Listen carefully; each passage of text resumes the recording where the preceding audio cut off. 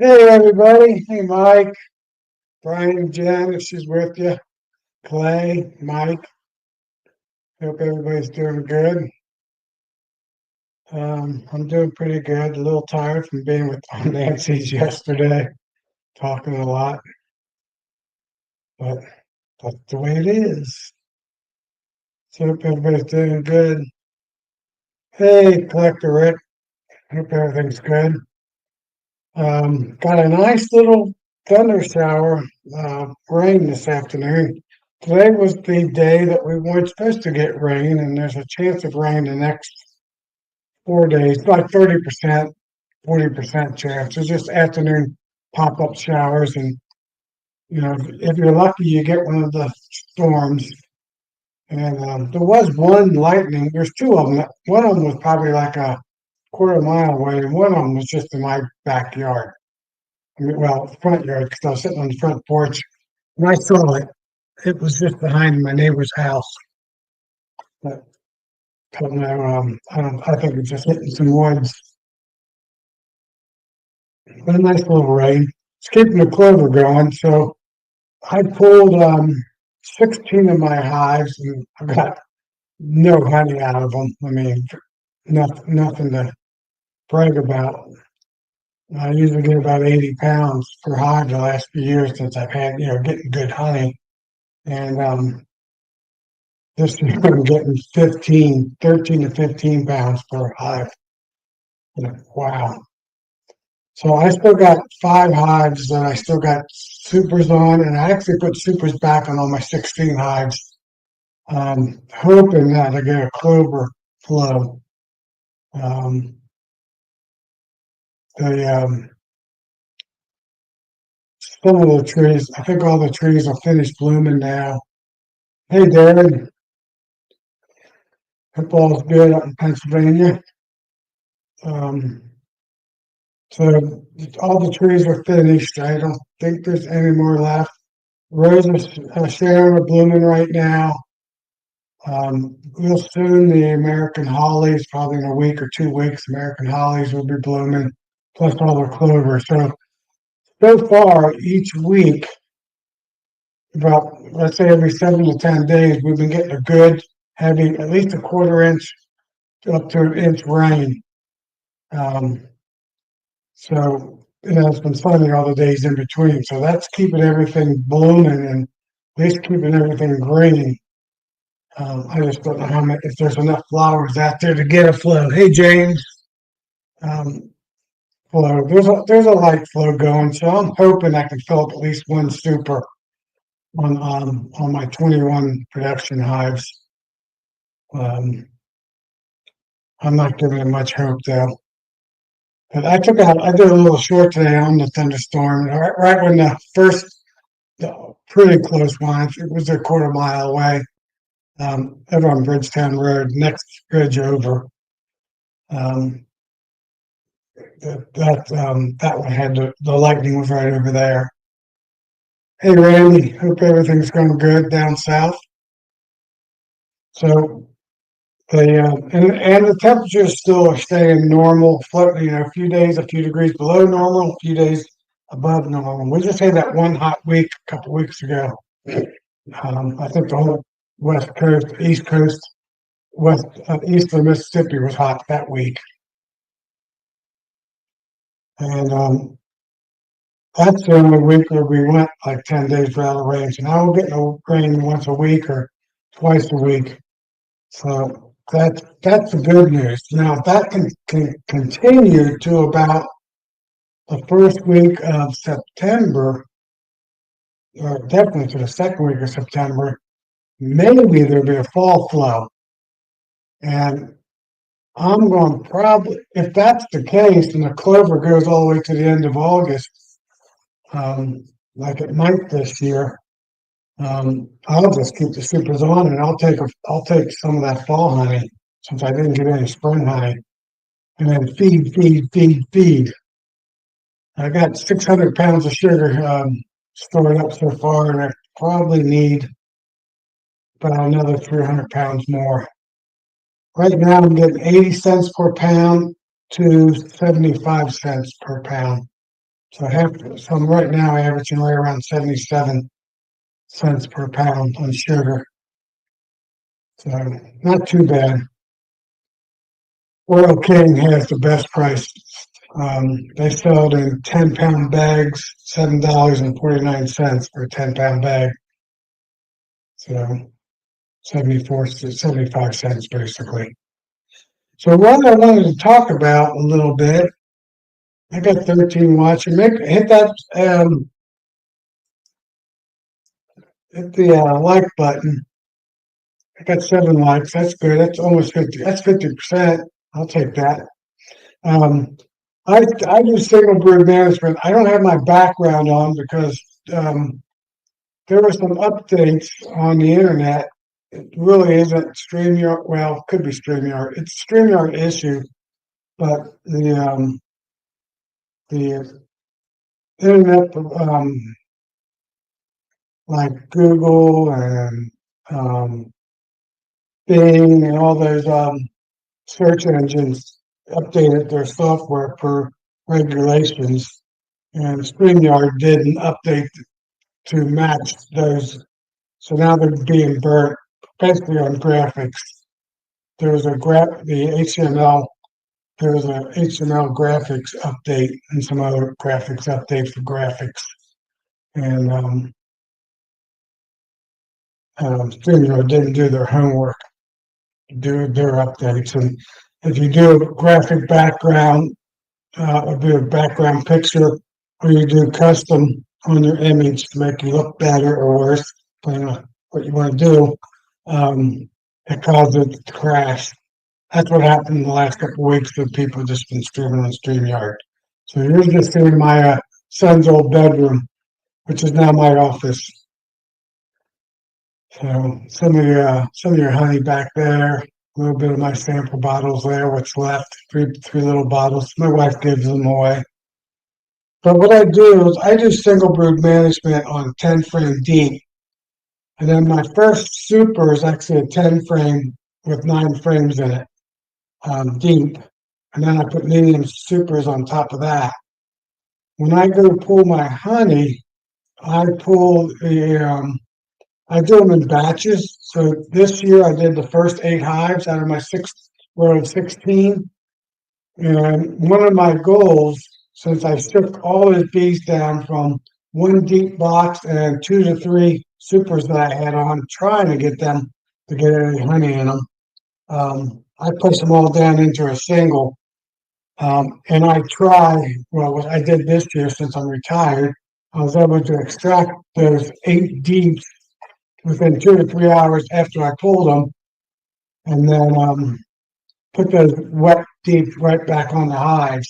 So they now we're in a double deep. And I took the queen excluder off um, to do that. And I made, that way I make sure this time of year I try to keep all my queens down at the bottom of the box. Um, Being single brood management, they already had the box set up for her to lay on 7 to 8 of those frames out of the 10. And since now we're past the summer solstice and actually now 2 weeks, 2+ weeks past it, almost 3 weeks, um, the days are getting shorter. I think I read 42 minutes, 44 minutes we lose this month. So the queen knows that, the bees know that, and they don't need any more than a single box down at the bottom. And I want them, since it was wet honey, a wet box put back up, that they fill that box up with honey. And then I put a super on them, hoping I get some honey this year. Typically, I'd be just I'd be not putting that super back up, and I'd start feeding them soon. Probably, usually feed them at the end of July, 1st of August, and fill up that double deep as a minimum. And then if I felt that it was a really big hive going into winter, I'd put a super on there and feed them some more and have that filled up with honey. So they go in honey with a deep above them and a medium super above them. So that's how I try to preset. And starting now on that deep box, every time I go into that hive, I'll be taking those honey frames that are on the outside and moving them to the inside. So the honey above them, I want to make sure I have at least 6 frames. I prefer 7 frames out of the 10. If you do a 8 frame box, it would be 6 frames out of the 10, maybe 7, because there's a lot smaller box. Because the bees, because the bees will come up to the center and to the west, southwest side of the hive, because that's the warmest side. It's also the coldest side, so maybe that's wrong. Mine usually come up through the middle and the back a little bit from the entrance. So I make sure all the honey's starting now that's left over in the top deep, all the honey's towards the center. So I'll start moving all that honey to the center and let them build out to the outside with the sugar honey, the funny honey. And like I said, I hope to get every hot box across the board will get 7 frames in the center um, of the hive. Since I run now warm way, the first 2 frames won't be honey, and the last 8 frames will be honey. Or I'll put 1 frame in the back, so it'll be the second through ninth frame will be the honey, basically. And the first frame and the last frame, doesn't have to be honey. It's maybe there for insulation. It's just a regular. Really, it's not there for insulation. It just helps regulate the hive. So when it gets cold, it gets a little bit slower than it gets cold because it's absorbing. It has to warm up. It has to cool down that honey. And at the same time, if we have a warm 50-degree day, the cold honey, frozen honey, maybe on the outside or near frozen, needs to warm up, and it regulates the temperatures. So the temperatures in the box aren't as extreme. That's the only thing good of having honey on the outside. But my first goal was get honey in the inside above them going into winter. So some of the pre-prep that I do is getting that second deep box on top, no brood in it, and then all honey in there. So if there is brood in that top box, or the queen went up there after I took the queen excluder, I'll move that brood and her back down to the bottom box. I'll take the outside frame in the bottom box, that's usually honey, and I'll put them right above where I put that queen. So if she tries to go back up, she's going to run into honey frames, and hopefully that keeps it down. I got one queen, hive number 22. 2.5 weeks ago, she was in the top box laying because I grafted from her. And I went in the top box, and the first frame I checked out was a perfect frame. It's like, oh, this is easy. I didn't have to even get into the box. Then I went to steal.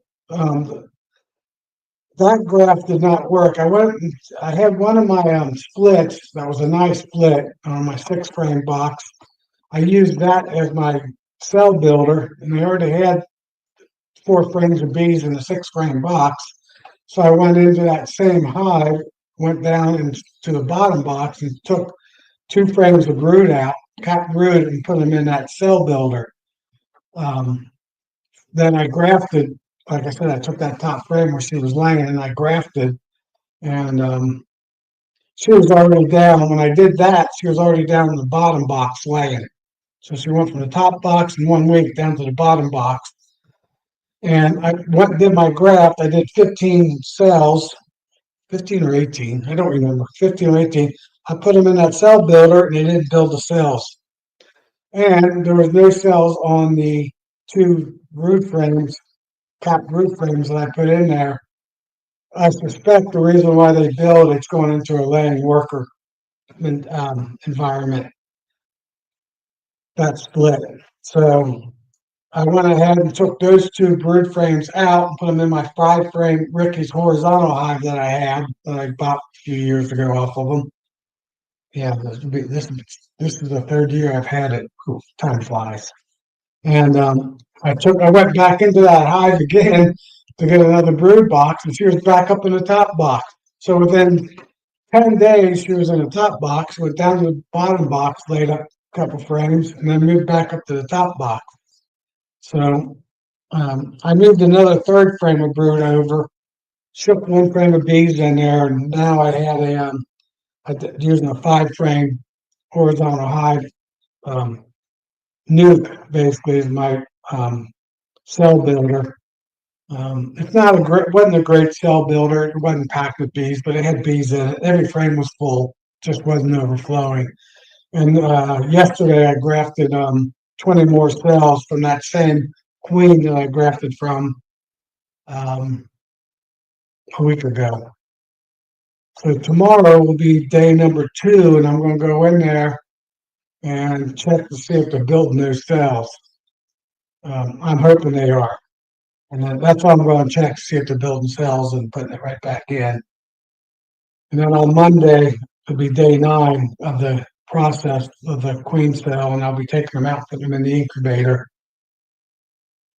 So that's what I've been doing. I'm still doing splits. So in the next few days, next week, I'll be doing probably 10 splits out of those 20 cells.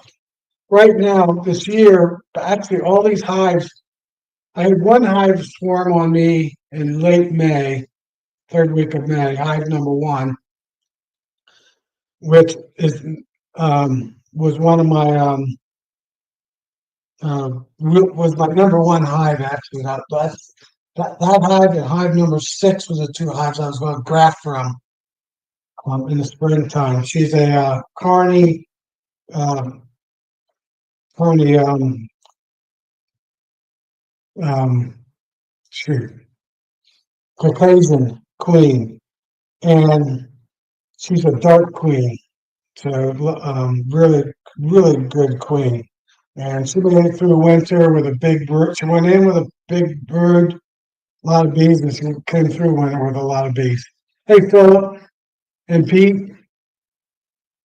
Yeah, I think that's all I got so far.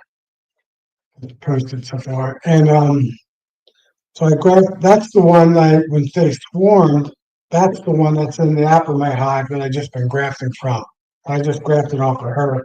I decided I like that queen better than against the mites than the um, VHS queens I got from Corey Stevens. And that queen came from my brother's farm, and I even know what beekeeper, Amish beekeeper, came from. He told me, I saw him at the grocery store, and he goes, that swarm flew right over to his farm. Right, he said, right to the barn, right to my brother's barn, and that's right where I got my traps. That's why I know what genetics are in it. And he told me what they were. So, and like I said, that's last year's swarm, and it produced 60 pounds of honey for me, which is pretty darn good. I did not treat that hive last year after being a swarm, and it made it through winter with flying colors. So I know it's got good genetics. It came from the Amish, from a guy named Randy.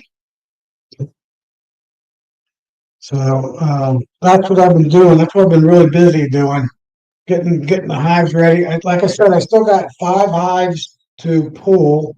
I haven't pulled the honey yet. I'm hoping to get some clover honey. Um, hey, and hey, Pete. And I still have to go into my horizontal hives um, to pull some honey, pull some of those frames out. I know I probably have 2 deeps of honey in those horizontal hives. They actually did better than my production hives for some reason. At least I think they do. I know when I was in there about 4 weeks ago, there was each one of them, there was probably 15, 18 frames of honey, but none of it was capped. So I'm hoping now when I get into it, when I finally do pull the honey, it's all capped. We had so much rain earlier in the year. I don't think they capped anything, and even the stuff I pulled was only half capped. But I've only gotten 3.5 buckets of honey so far. out of 16 hives. Disgusting. I should have had that after 2 hives, besides 16 hives. We only got up to 90 here. It was cloudy this morning. Then we got a little bit of rain. We got a little bit of sun, then the rain, and a little bit of hazy afterwards, basically. Hazy sun. I think I only got up to 82 degrees, 81 degrees today. So really nice, beautiful day to work outside, except for the 20 minutes or half an hour of rain. And the ground's a little wet, a little muddy and wet right now. Because what day was that? Today's Wednesday, Sunday. No, Monday, is it Monday, Sunday? Well, Sunday or Monday, we got like over an inch rain. So now in the past 4 days, I've gotten maybe an inch and a quarter of rain. So everything, all the ground's wet now. That'll last for 2 weeks if it doesn't rain. And it's supposed to rain, like I said, there's a chance every day. I think the best day is Saturday. I think it's 40% on Saturday of rain. So I'm keeping those boxes on. And like I said, I'm still trying to get honey while everybody else is pulling honey, just because I'm desperate for honey. Yeah, I'm jealous, Philip. Except my honey, the judges said I missed coming in the top three by one because on one bottle they found one microfiber, probably in one of my 3 bottles of honey. I put a microscope on it, I couldn't find it, but they found one, and that took me to fourth place. But 3 of the judges told me it was the best tasting honey that they tasted in the judging. So that was pretty cool. But I didn't win the black jar, so somebody else did. Maybe they only did the black jar and not the honey competition. So that was pretty cool. But I can't say it's one honey, what type of honey it is. It's wildflower. I just know it what like this year. This year it's 100% black locust. It is the sweetest honey and floral honey I think I've ever tasted. And it's not very thick. It's kind of, I'd almost say it's runny honey. Um,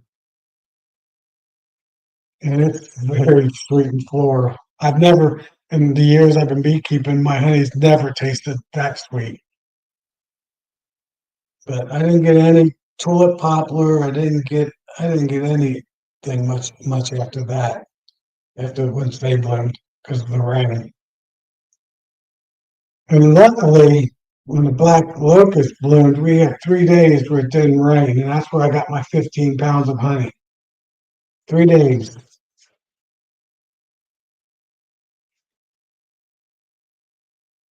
Yeah, firewood honey.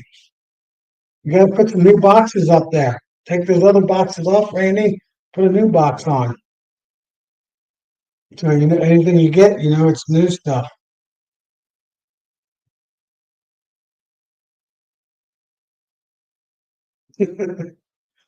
Yeah. So that's what I've been doing. I've been still beekeeping like it's April, May because I couldn't do beekeeping when it was April, May. In fact, I grafted in April 16th and I only got 50% return on my queens being mated. And when I did my graft here on middle of June, I did it a little earlier in June 10th, I believe it was, somewhere around June 10th. I've gotten now 9 out of 11 out of my 6 framers. And on my other 2 ones, I got 1 out of 2. So I got 10 out of 12. No, 10 out of 13 queens got made it back um, during the summertime versus the springtime. which was really just the opposite of all the other past years. I've always gotten 70 to 90% in the spring and anywhere from 50 to 70% in the summer. This year was 50% in the spring, and I've gotten 80%, 75, 80% in the summer. I'm hoping of my 12, 20 cells, I need at least 10. I got two production hives going into winter. One of them, hive number 15, I know does not have a queen. I checked them a week ago, and um, it did. I don't think the late queen's coming in either. They don't have a queen. And hive number 2 was the last one that swarmed on June 16th. They still might get a queen. That they're in the process. They're at the very end of their process. I need to see if they got a queen. As of now, they don't have a queen. That was the last time I checked them a little over a week ago. That's why I wanted to graft, so to get a couple queens. I still have two of my 12 framers, 6/6 nukes that don't have queens. So I need to get a queen in there. I need a queen. I need a queen in my uh, 6 frame cell builder that's now going into laying worker. I need to get a virgin queen into that. What I'm going to do there is that when one emerges out right around the 21st of July, I'm going to mark her blue, put her in a cage. I'm going to put some candy in it, like 1 day of candy or a day and a half of candy in the tube. And I'm going to put a little piece of tape in there, and I'm going to put it in the hive. In the hive that's going into a laying worker. In fact, it might be a laying worker by then. I'll shake all the bees out on my other side of my house property and put the box back. So there shouldn't be any laying worker bees flying back because they won't know where the hive is because they haven't been flying the past week. And then I'll put that queen in there and let them get used to her for 5 days. On the end of the 4th day to the morning of the 5th day, actually on the 4th day, I'll take that tape off and let her release her on the 5th day. I'll answer that question in a minute, Darren. So on the 5th day, she's released and she can go out on her mating flight. So I'm hoping during those 5 days, her hormones will shut down any laying worker pheromones that might be starting on any of the other bees that flew back from when I shook them out. So that's my game plan on that particular block. And I might have to do that on the two over on my 16x16 um, um, new boxes. So that's my game plan. And I got 2 splits that I did over my second property. There's 3 queens over there and 2 splits. Those were by the 21st. Those the hives need to be checked. I'll take 1 queen over there and see if hopefully one out. At least I got 50%. If I got 100%, then I got 5 hives there, and I'll be bringing that queen back and making another split. So I have a 4 framer that needs a queen, another 4 framer. If I take that queen and put it in my production hives, we'll probably do first. And then I have my 6 framer. I have my 2 other framers. So that's 5 queens right there. Probably one over in the other property. So that's 6 queens I need that I want to have queened up by fall time, by the end of this month. And I have 2 of those 3-way hives. So I'm going to take the one that make it a 6 frame. I want a queen in each one of those. So I got 2 of those. So that makes eight hives. And I got another another box that I want a hive that I want to put a queen, make a split and put a queen in. So I need 7 to 8 queens, maybe 7 to 9 queens, depending if I have no more queens in all my splits that I previously done. So I was thinking about doing another 15, but I decided to do 20 because I've gotten 3 calls just this past week for queens. The late summer, fall time. You got queen, I got queen, my hive don't have a queen. So I did 20 cells. I think that's all I can do this time of year in my little fried frame mating nook. I mean, mating nook in my cell builder. Um, and so that's my game plan. I'll make since I pulled the honey in all my production hives, I don't care taking a frame of brood out of 16 hives, and I'll use them as my splits for the other um, 10, 15, 5 to 10 queens I have left over to get mated. I got a bunch of those Chester boxes and Pro ProLink, Provac, whatever those boxes are, um, to make little 5 frame splits from. Yeah, I'm already talking about winter. Summer solstice is already hit, so the hives aren't as they're already the queen's already slowing down.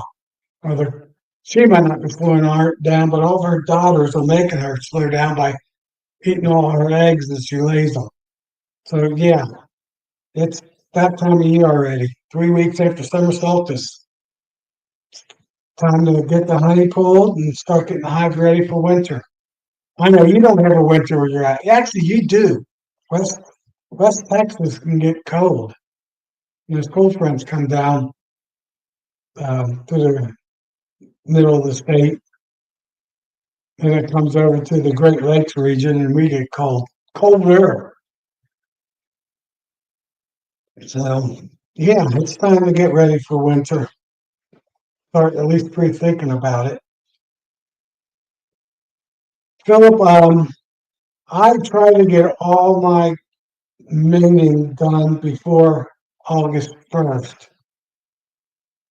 But I've already grafted August 1st and got mated all the way through the end of August with no problem. So I would say I wouldn't graft no later than the first or second week of August. And the latest that the queen would fly would be the end of August, last week of August, 21 days, 3 weeks before she emerges out. So 3 weeks plus 9 days, 28 days. Yeah, basically a month. So the end of July would be the first week of August would be my last day I would graft. So all queens are made it before September 1st because in my area, somewhere between September 1st and the end of September, most of the queens will be getting, most of the drones are done. There's no more emerging out probably by the August. Even now, I think they're slowing down in the hive. I've capped drone cells. Um,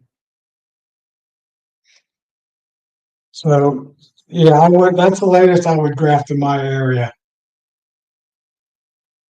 Yeah, I don't have any buckwheat clay, but the Dutch clover is wonderful this year. It's the best. It was good last year. It actually went all the way to the end of August. And we're wetter this year than this last year at this time. So, like I said, I think the clover is going to last all the way to September. And if that's the case, I might get a goldenrod ester ironweed flow. We got a lot of ironweed where I live, and that's a decent honey, the ironweed. And Rosa Sharon's is pretty good honey. That's blooming right now, and there's a lot of people that's got those in their landscape or in their yard. They're bush slash trees. I think they get up to about 12 feet, so I don't know if they're a tree or a bush. I think they're a big bush. I think they get like, yeah, but people grow them like a tree. Rosa Sharon. I think if you let them grow, they'd be like 12 feet wide and 12 feet high. But yeah, that's the latest I would graft. And there, and you're up north, I would probably say another week. I would say the third week of July would be the last. I would, if I was up where you were, to graft just because of the drones. But I don't I don't believe 100% that they kill the drones. I think the drones get pushed out of the hive, and if there's a really really good honey hive, they will go into that hive and overwinter. Not all of them, but a percentage, 20, 40% of the drones will all go to one hive. I usually have one out of my 20, well, now I got 30 hives, two of my horizontal hives. One of them will harbor a lot of the drones. In fact, I can probably tell you which ones it will be. The ones, hive number 30 right now, and hive the 11th hive of my 6x6s have a lot of drones in them, and they're the ones that have a lot of honey on every one of their frames. Even their brood frames have crown honey on them. And it seems like the queens that have the good rainbow frame versus the brick frame, the drones for overwinter in those frames. And I think that's Mother's Nature way to help queens that are September queens to get mated, at least with enough drones, 5 drones, 10 drones, to get through winter that you can lay enough eggs, um, cap brood, in the late fall to get through winter, and or any hives that lost their queen during winter. And in February, they can make a cell early in March, or if they made a cell and a queen, it may well they made a queen hatches, they can make an early queen, and there would be at least enough drones that she can get mated, and then get when the flow starts, they can supersede her and replace her. So I believe Mother Nature in one of the hives in the neighborhood, the best hive in the neighborhood, the drones go to. Yeah, I always have a hive that's got drones in them during the winter time. Yeah, it's not a big number of drones, but it's enough. I would say maybe 20% across the board of, a couple different hives every, every 50 hives, there'd be one hive with some drones in it. I think it's a way that they take care of, Mother Nature takes care of very late queens and virgin queens and very early virgin queens, just to get them through that particular time.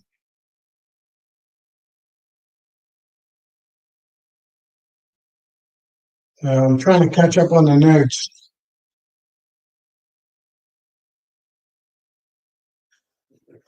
Yeah, I believe um, there is a path somewhere, starts somewhere by St. Louis, maybe a little south of St. Louis and south, where all these storms came up through Texas, or yeah, down in that southern western Gulf, Texas area, that came up through Missouri, crossed over to through Kentucky, almost all of Kentucky, maybe not the very southern part, 2/3 of Ohio, all the way up to the west coast, due east on the west coast, all the way up through Virginia, maybe the very southern part of Pennsylvania, but mostly West Virginia,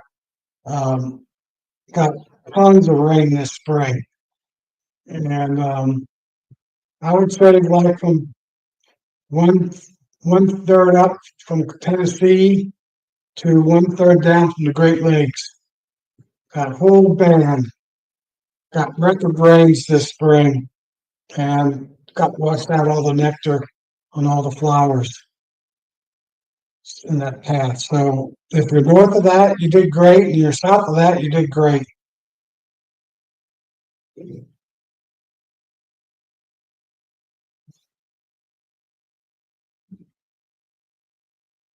I'm trying to read all the comments. I'm way behind in comments. Yeah, I was hoping to get, with 16 big hives this year and 5 medium hives, I was hoping to get over 1,000 pounds of honey. And I'm going to probably end up with 400 to 500 pounds, and that's it. And I got a couple more hives. I did move 3 hives over to my other property, but um, I moved those kind of late in the flow, and I let them just keep their honey for winter time. I won't pull any of that honey if they've got any honey. They do have some pretty big soybean fields blooming probably next week um, to a hit. So that's a double-edged sword because they also spray. So hopefully the farmers spray it very early in the morning or very late at night, late evening. If they do spray during the blooming, um, so they don't get the bees, get my bees. I don't know. I've never talked to that farmer, so I don't know what he does. Most of the time it's corn, but this year it's all soybean.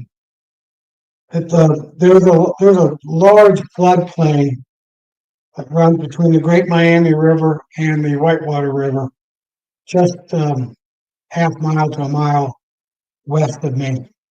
Um, I'd say, well, maybe like a mile to 3 miles west of me.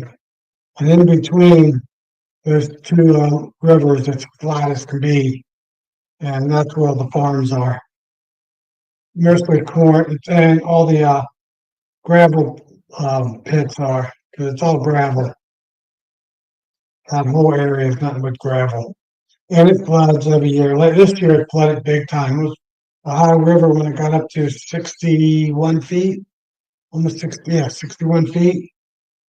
Um, it flooded between those two lakes. Those two rivers turned into one river when they both went over their banks and flooded all those fields. So the really good fields, they got planted a little late this year. So the soybean down there might be another 2 weeks versus next week because he had to let the fields dry out.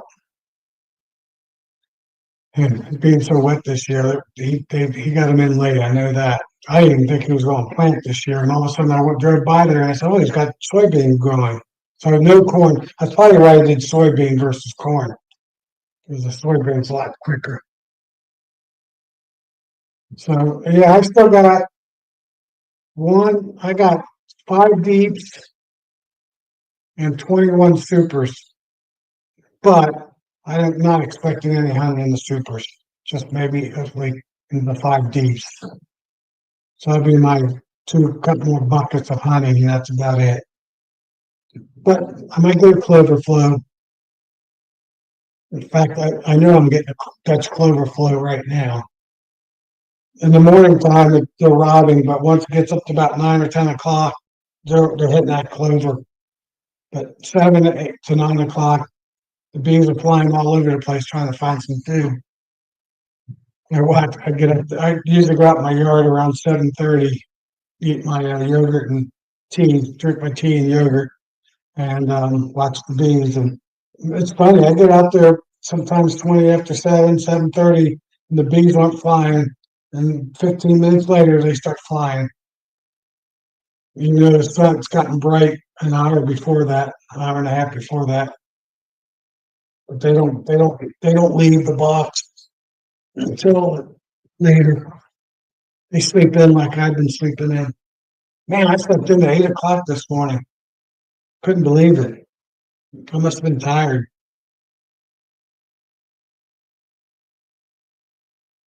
Yeah, I don't have any honey left from last year. I ran out. Last year was a good year for honey, and I wasn't prepared. Um, I just didn't have time. I was working too much, too many hours, had too much going on and wasn't prepared good enough. My hives weren't big enough. That's when I went to 100% Russian Carney, and the hives I only lost 3 hives the previous winter, 4 hives. It wasn't much, and but they were small hives going into spring, and I didn't feed them. That was the mistake. I should have put pollen patty on in February. In March, I should have fed them, and I didn't do that. And by the time they got big, it was May. So I got decent honey, but I didn't get great honey just because they were so slow. So I haven't gotten any. I'm getting rid of the Russian. The Russians just don't lay. They shut down so easy. We had that drought, and that really hurt too. The drought, and I had my knee surgery, and I didn't feed them. That's why they came out of winter really small. And they didn't lay anything. So, but the dearth started in August, and they didn't start laying until March. So it was crazy. All the winter bees were dead by the end of the year because they were worker bees. Wasn't a good year. I think ended up losing 4 hives, if I remember right. This past year, I lost 40%, 45%, just because of that drought past winter. And I wasn't prepared with my knee surgery, feeding them. And then I didn't even think about asking somebody. I thought the feeding I did was going to be enough, and they ate all that food before winter even started because of the drought. I didn't realize that we had at least enough goldenrod that it wasn't a flow, but it was enough that they didn't eat the stores. So there was actually some flow, just a stable flow.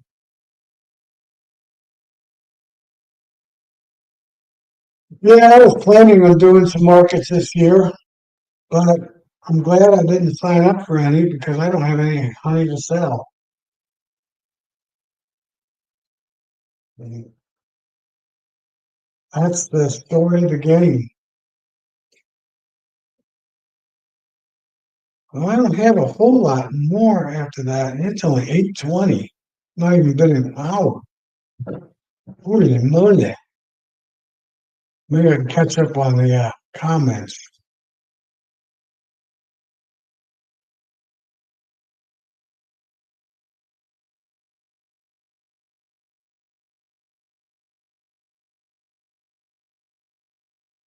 In my area, anything over 100 pounds is really, really good. Um, Typically, most people around my area get 60, 80, 80. There's too many beekeepers on the west side of Cincinnati. I know within a mile of me, there's at least 60, 70 hives. Plus, I have right now a bunch of hives on my property. But that's one thing I'm going to do. Once it cools down enough that I can close them up, I guess that'll be September. I'll be moving my 5 hives that are behind my barn to my other property. So there'll be anywhere from 8 to 10 hives over there. I have to actually build a new stand over there. I'm actually going to talk to the property owners, see if I can move the stand to a different location. The one I currently have, move the current 3 to 5 hives. As I said, I got 2 splits over there, so I don't know if I know I got 3, and I could have up to 5. I just don't know about those 2 splits. And I did walkway splits there. Um, the first of the last couple of days of June. So I can't. I won't be ready. I won't know if there's queens. They made it to the end of June, end of July. And my queens will be coming out the 21st. So that's when I'll go. I'll go over there on the 21st. That'll be like 3.5 weeks, and then I'll check to see if there's queens or not. And there's 2 splits.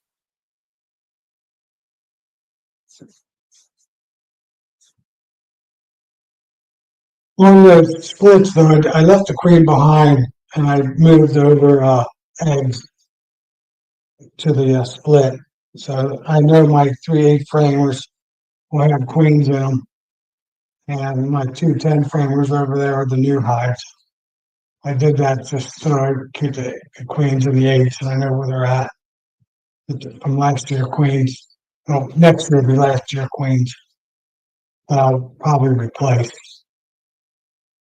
So I'm hoping to have 8 to 10 hives on the other property, and I'm not going to replace this. I'll have my 16 hives that run across my barn. Then I have the Apamay hive, and I have an Apamay bottom with a regular Langstroth box on top of them. So I got those 2 hives. Those are hives 22 and 23. And then I have my 7 resource hives. But next year, I'm going to turn those resource hives into resource hives slash wax building hives. Um, this year, I made splits on them. I put my swarms in them and made splits in them. And next year, I'm not going to let them store honey on the top frames. The bottom frames, bottom 12 frames, it's going to be her brood nest and their honey stores. Top frames, I'm going to put the plastic foundation in there, and as soon as they build the cone up, I'm going to scrape that wax off and put it back in.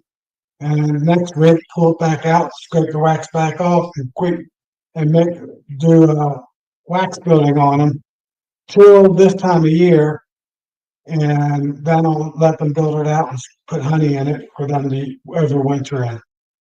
So I'm going to use them a little bit different. I'm going to use them as the wax machines and for a resource hive at the same time.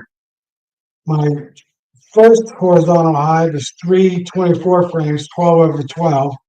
So 12 frames is plenty for her to lay in, for them to have 3 or 4 frames of honey. And then the other one is a 32 to 33 frame hive with 16 frames, 17 frames over 17 frames, but I got 2 frame feeder on the top row. And anything that they build on the top row, there's 16 frames, I'll use as being wax building frames and have some of that white wax I can get for premium price. So I'm going to start doing that next year, and I can do that now since I'm not working all the time. Well, I am working all the time with my projects, not somebody else's projects. Um, One thing I got to do is still redo my kitchen. I promised my wife I'd do our kitchen, so I'm going to hire that out for the first time. I really hire some help. I've always built everything myself, and I got a friend beekeeper that their son's now into construction, so I'm going to ask him, Stephen, if the 2 of us want to redo our kitchen. So probably this fall I'll be doing my kitchen, and then I want to build a lean over my 16 hives off my barn. So Mother Nature, rain and snow will not land on it. It might get blown into it a little bit, but not on it directly.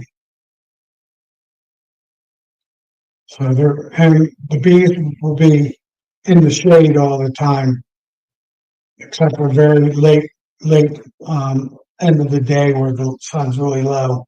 When they're standing underneath, it'll be the only sun they get. And that should help a lot, regulating the temperature in the hive a little bit. Kind of do what DC does, put a cover over them.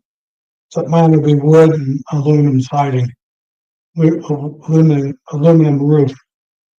Will match the barn basically, dark brown, the brown roof, roofing. So those my 2 big projects this summer, fall. And I think I'm going to keep my cabinets. I'm just going to replace the doors, put a new countertop, put a 3-door cabinet depth refrigerator in.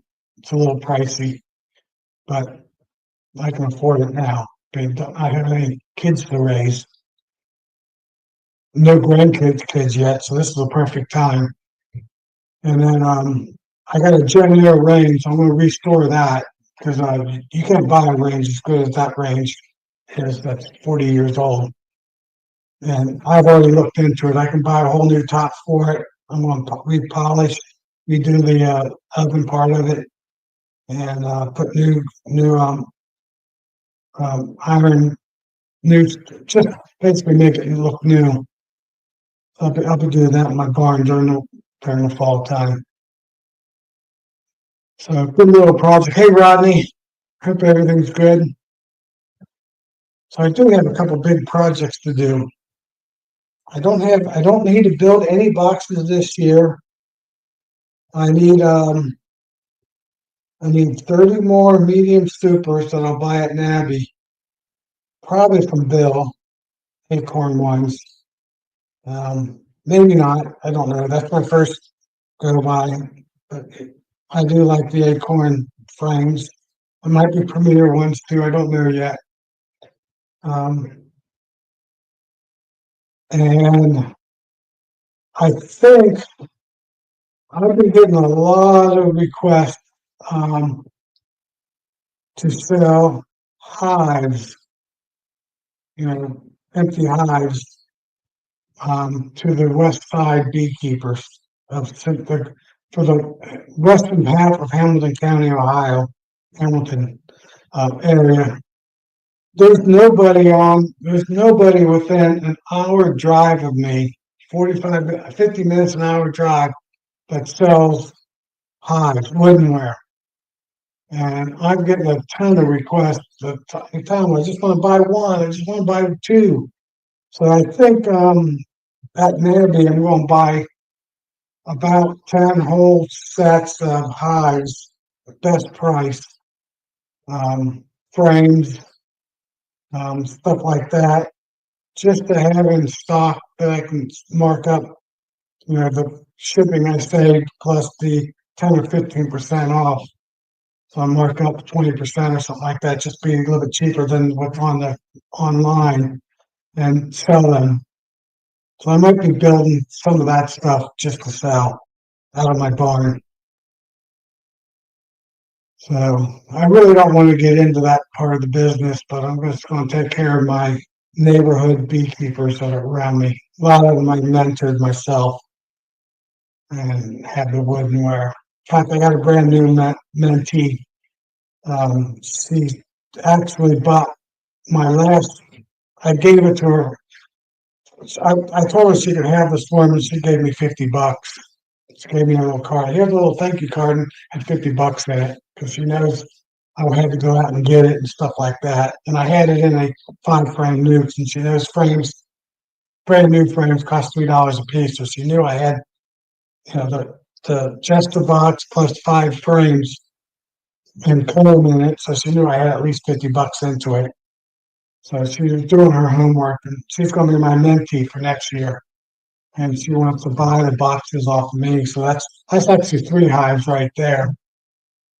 So, and I got a request for a few more. I have another mentee that I did 5 years ago. He owns a hardware store just down the road from me, a few miles. And he asked me about locations and where to put a store in. And I told him I could be his beekeeper to supply honey and wax and stuff like that. But that's kind of fallen through. I don't think he's done anything yet. And maybe this would be a start, help him out. I'll get it started and then give him the business after that. Yeah, I know. It was an end of May swarm, and it wasn't a big swarm. It was actually a virgin queen swarm, and it was like 3 frames. And I kept it for 3 weeks, made sure it got mated, and it had 2 frames laid up. One of them were capped that I showed her. So it was like 4 frames of bees. It was just starting to take off when I gave it, well, $50. I told her to keep the just the box too. She'll need it. She was going to bring it back. So no, keep it. It was an older one of mine. So I give, I, at the end of the year, end of March, May, when I don't need bees anymore, I give my swarms away or charge 50, $100 at most. And it always makes, I don't get the swarm and give it to them, unless that's what they want me to do. I had that, I had two of them last year. They wanted to go with me and, help see how I caught swarms, and then they would take the bees right away and put them in their box.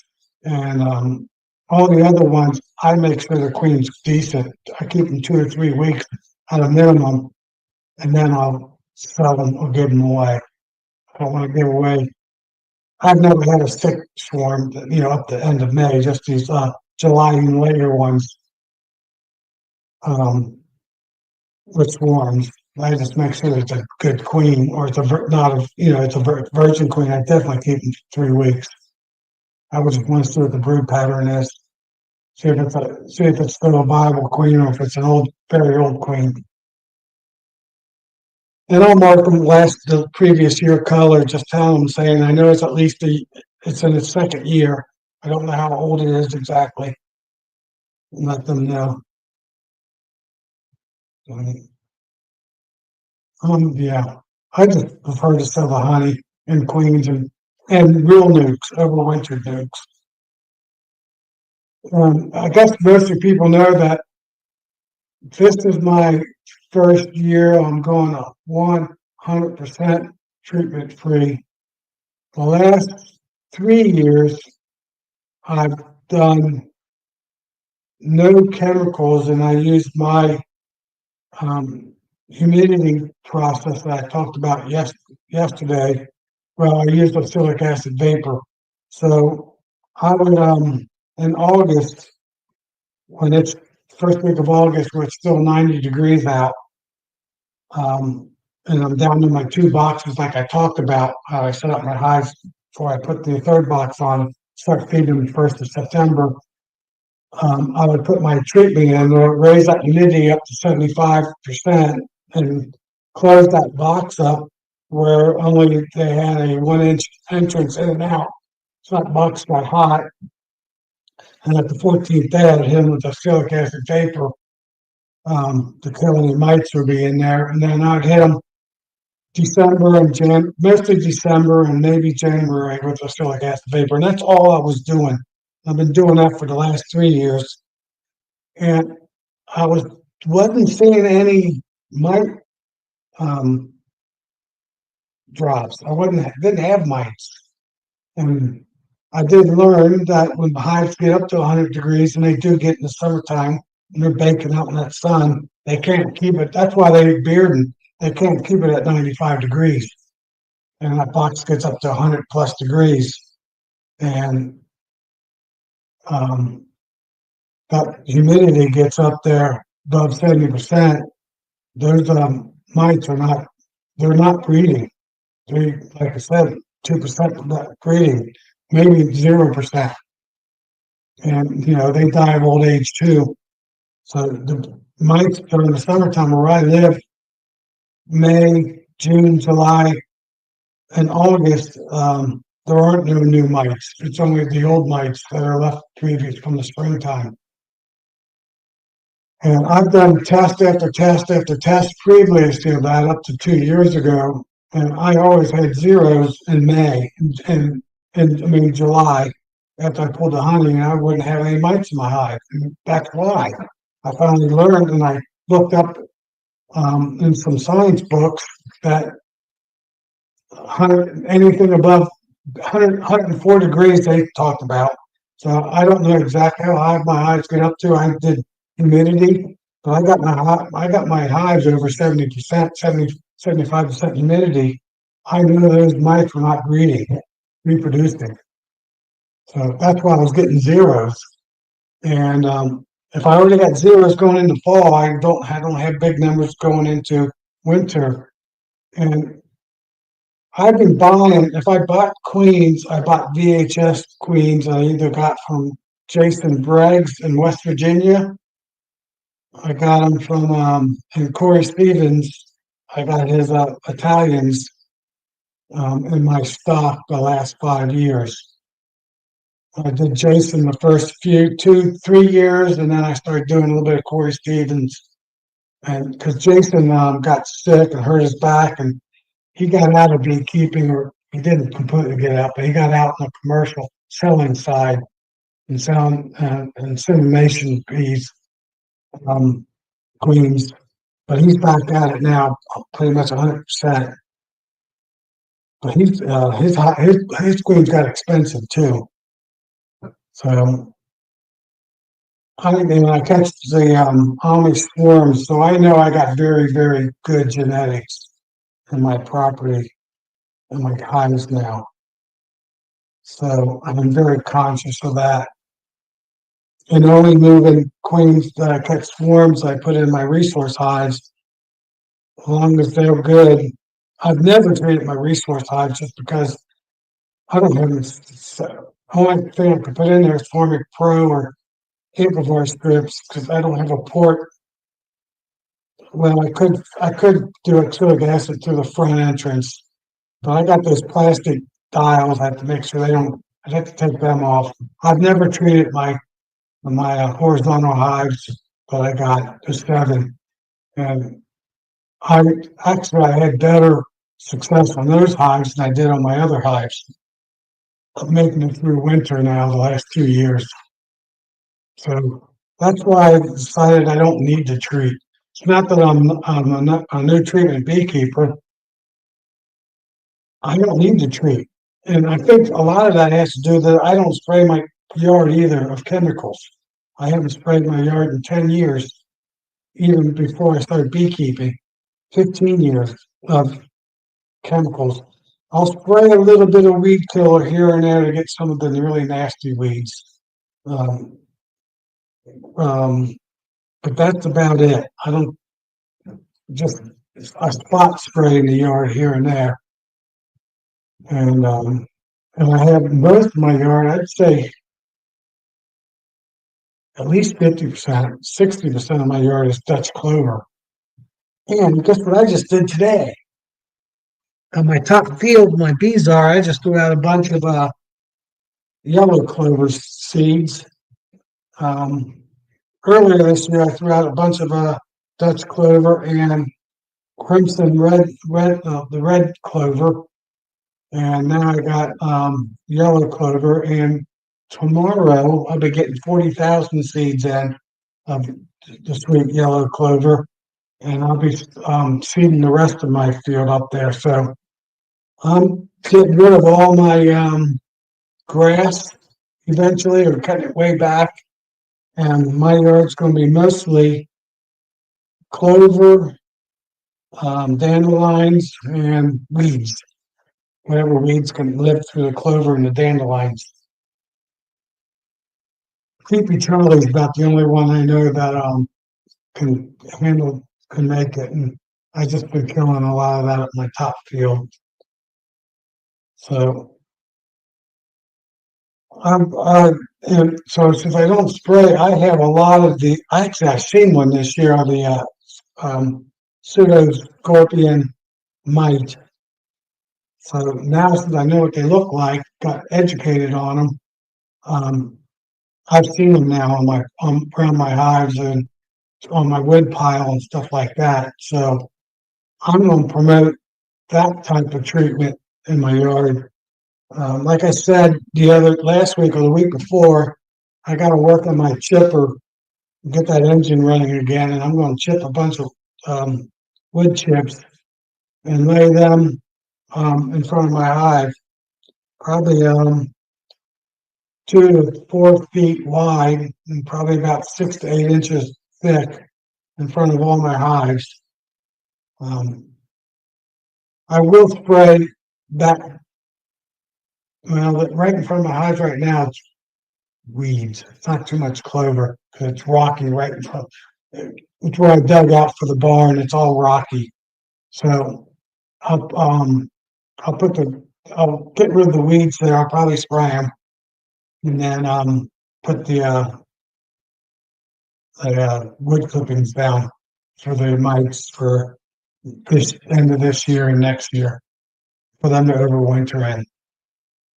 So due to my mite, buying those predator mites that I've been doing for a decade now, helping my environment to support these predator mites, getting good genetics in my yard after 5 years. Um, hey, Danny, I think I'm at the point now where I don't need to put so many darn chemicals in my hives. There's enough chemicals that they're bringing in through the nectar and pollen.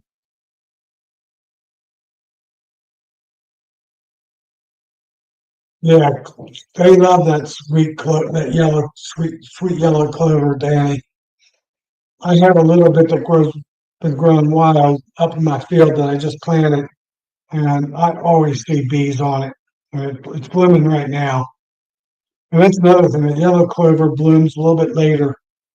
It's blooming now. So I have the Dutch clover, the crimson clover, and the sweet yellow clover blooming from June to the end of July, basically. I mean, the end of August to August. Some years to early August, and some years it's the end of August, depending on how dry it gets. That's right. Last year was burnt out early because of the drought. The year before that, the clover lasted to the end of August, and the flow basically kept going to the end of August. And September, but the bad news is it stopped about the middle of August. It stopped raining like it always does, and we didn't get any rain in September. And the end of September, when the goldenrod and ironweed started blooming, they didn't put out any nectar because it was just too darn dry out. So maybe this year, since I didn't get a fall flow, maybe I'll get a fall. Since I didn't get a spring flow, maybe I'll get a fall flow. That'll be the first time as a beekeeper to get a true fall flow if we get one this year. Knock on wood. So far, it looks good. I saw the next 2 week forecast, and every week there's a chance, a couple days chance of those pop up thunderstorms.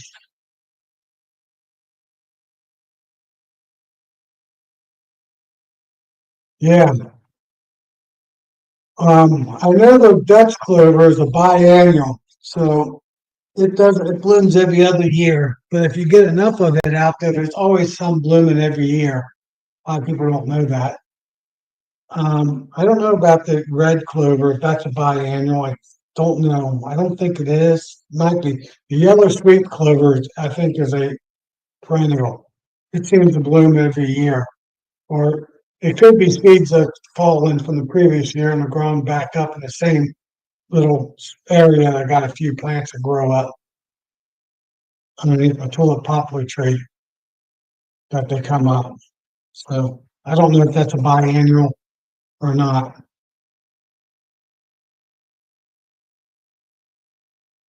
Yeah, actually, the funny thing about it, my wife likes the white Dutch clover yard, all the white flowers. It's beautiful right now. I'm looking at it right now out through my front window.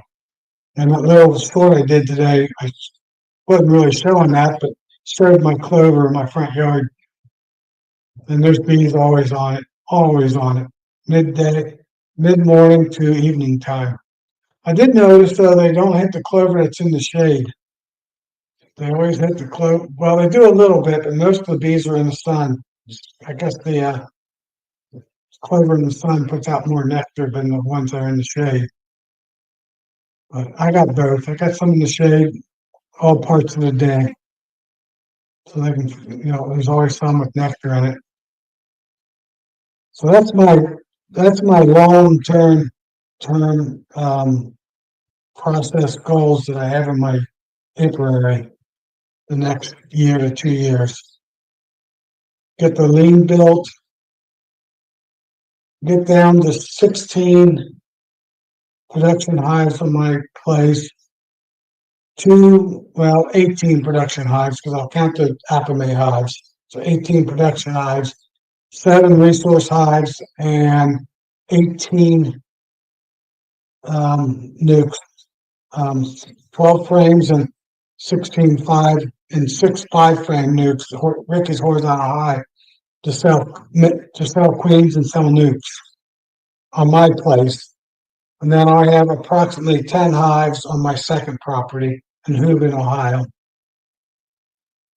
Somebody can look that up someday. Hooven, Ohio. It's a river town, little area.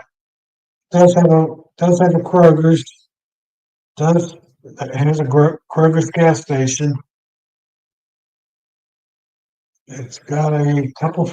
It's got 2 restaurants. It's got just a couple little stores. That's it. All the town is. Not a very big town. It doesn't have a corner gas station. It just has a Kroger gas station. Gas station, but it's on the river. It's supported. It was a town grew because of the Monsanto chemical plant just that was across the street on the river, on the Ohio River, and it grew out of that from that all their workers at the Monsanto plant. But that plant shut down. That's a good thing. Don't know what they're going to do with that. I don't know how many acres it is. I would guess it's 30 to 50 acres. 50 acres. 30 to 40 acres, somewhere in that ballpark along the Ohio River. Because I know it's all contaminated with heavy chemicals and metals. So there's a park just to the west of that, Mount Echo Park, and see if they extend that property in the park, if the area buys that property, clean it up, or have them clean it up and buy it. That's what they did with the Fernald uranium plant. It's on the northwest outside of Cincinnati was the Fernald rich uranium plant. And OSHA and the whole team out there spent 15 years cleaning it all up. What they did was dig up all the ground and bury it in another location on the west side. And concrete, I don't know, it was 4 to 6 feet of concrete, 2 feet of rubber. Then they put the contaminated uranium ground, and then they did just put rubber on it, and then concrete again. Then they put topsoil on top of that. And two of the big areas is now the RC plane property to fly RC planes, and the other one's still closed for people. So I don't know what's going on with that one. They monitor it all the time. But there's a good restaurant not too far from there that I sometimes drive by there just to see if there's anything, if they're dumping anything more nuclear waste. They bury it deep, deep down in one of the draws off the river. A little history of the west side of Cincinnati and surrounding areas. On the east side of Cincinnati, in Piketon, there's a big pure uranium centrifuge plant that the Defensive Energy plant had. But it's shut down now too, which is a good thing, I believe. I know it's not guarded anymore. You can drive into that area. I wouldn't know. It's still that whole area is contaminated. So yeah. Hey DC, if everything's good. So that's my plan. So next year I'm gonna have 18 honey hives,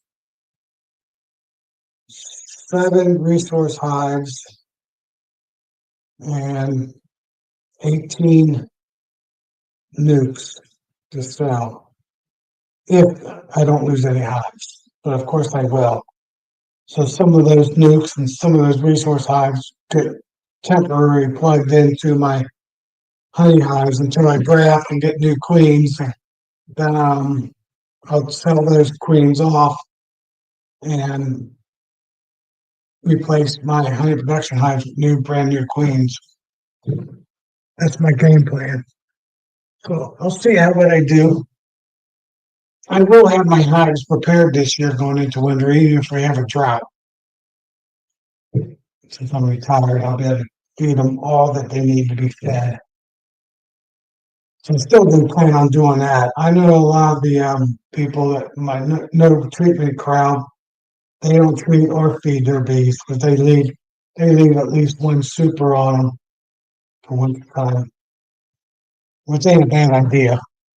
So I'm going to start doing that too. And then in March, if there's any honey left over in those supers, um, before I put the queen excluder on there, I'll put them out and let them rub them out, rub all that funny honey out, and let them put them in their deeps or into their brood boxes. I'm not going to run single brood management next year anymore. It's I'll be 65 years old next year, and I don't need to make any more work of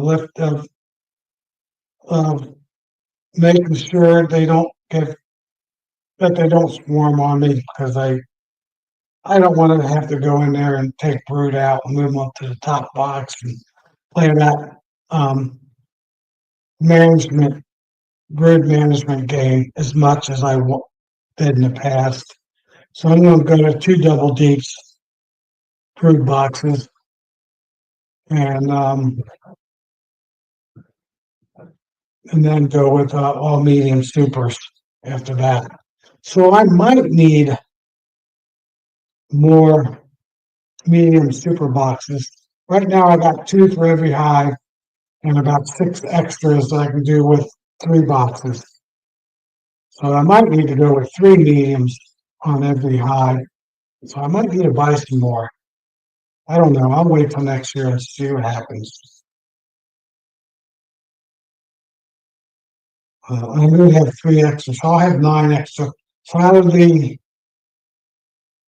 18 hives, I'll have enough boxes to put three medium supers on every hive, on half of them. So if I need more, I'll buy some at that moment.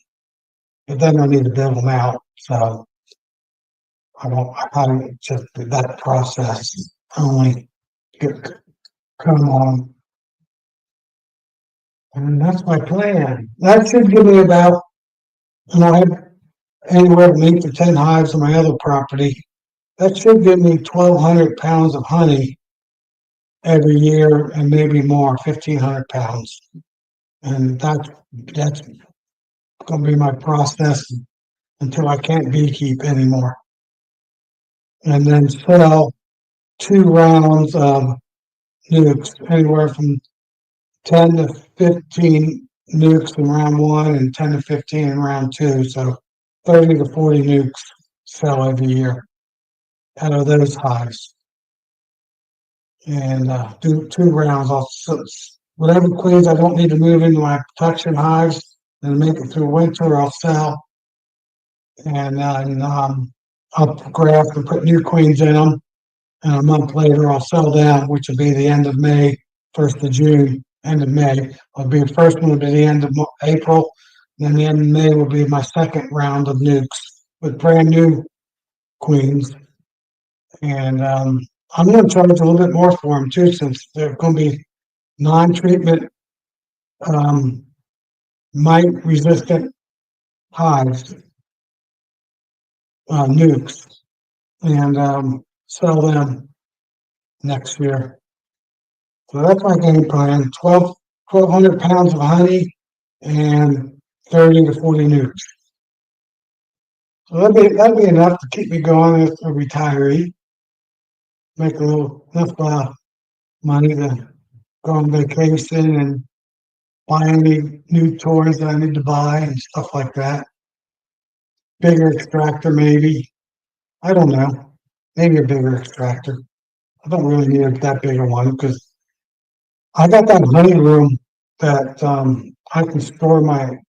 I, I can store my honey in and hold it for a week and then process it. I don't need to process it right away. I don't have issues with small hive beetles um, too much. So, and I don't pull all my honey all at one time. I pull it, I extract it, I pull it and I extract it. And like now, I've got 16 hives done and I got five more plus four more out of the seven of the resource hives to still pull. And I'll pull them sometime in the next few weeks for the next 2 months. Through, through September, through August. So this month and next month, I'll have it all pulled and extracted. So September 1st, I'll start feeding them with two deeps and a medium super on them. And if I get a flow, then I won't need to, I'll save that sugar for the next year. Mm. Not too many comments. How many people I got watching? 16. Yeah, I think a lot of them probably went over to the stream team since they've been gone for an hour. I'm competing against them being on Wednesday. That's why typically on Tuesdays, but I switched this year. So next week I'll be back at, I'll probably do 7:30 again. I think my new time will be 7:30 on Tuesdays. And go to like 9:30, 2 hours, 10 o'clock at the latest. That's what I plan on doing today. So if anybody's got any questions they want to ask, I can try to answer them. People can, out of 16 that are watching,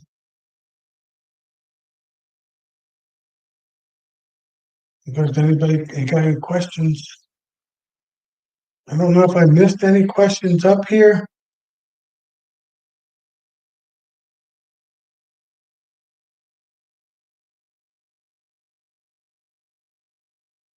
but I started beekeeping in 2018 was my beginning of beekeeping, so not that long ago. But when I was a kid, there was a Franciscan, the brothers of Franciscan brothers had their facilities across the street, about six houses down and across the street. It was 188 acres property they had three baseball fields, had a lake, a fishing lake that I fished in every week. I don't know how many days every week, a lot.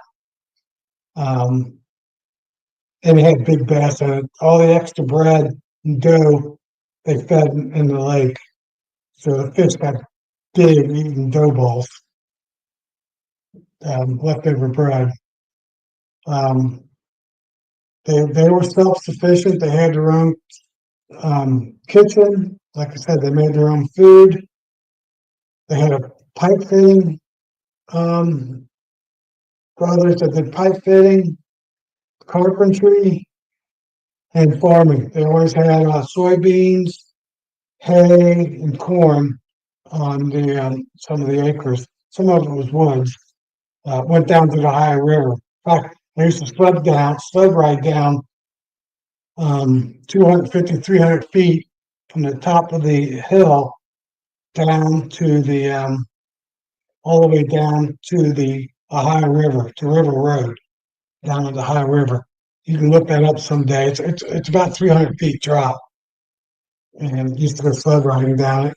There used to be walking steps, prayer steps they called them, where people could start down at River Road and down by the river, High River, and then walk up the steps and say the rosary on every step or whatever they wanted to do.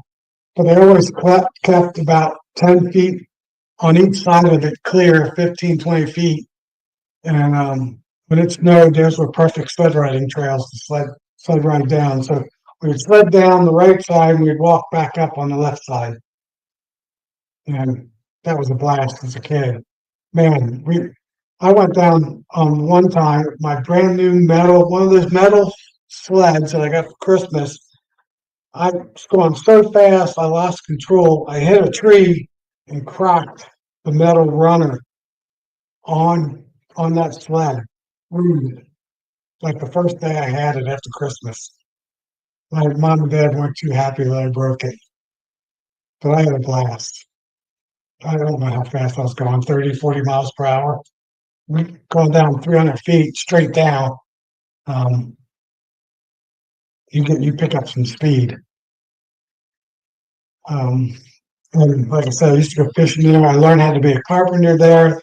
I learned how to do pipe fitting there, how to work with pipes. I learned a lot at that place, and it was all boys. They had another place in northern Kentucky for the girls. It was all the orphan children from World War II that they're raised basically. The neighborhood kids like myself and a few other families, friends, helped raise the kids too because we'd take them out fishing and show them how to fish and stuff like that. Because most of them were broken kids. It was kind of sad, from losing their parents in the war. And in fact, I've run into a couple of them already, and they actually thank me a lot. It's like, oh, I was just a kid. We're just hanging out, being friendly a little bit. But I was blessed to have that opportunity to play baseball in the fields. We used to fly our RC airplanes there because they had a big open field. The baseball fields were. They had a beautiful a basketball court inside there. Played a lot of basketball. So it was a playground, 188 acres of playground for me, and learning center, hands-on learning center. And they had 8 hives, 6 to 8 hives. Um, I think it was 8 hives. I was only 10, 12 years old. I didn't count how many were down at the bottom of the hill. Um, Father Sebastian would take me, Franciscan Sebastian, I should say, would take me down to his bees. And I got introduced to bees when I was just a little kid. And so that's really how I got my start on beekeeping when I was 10, 5. I think when I started going back there, I was 5 or 6 years old. My little brother would take me out there.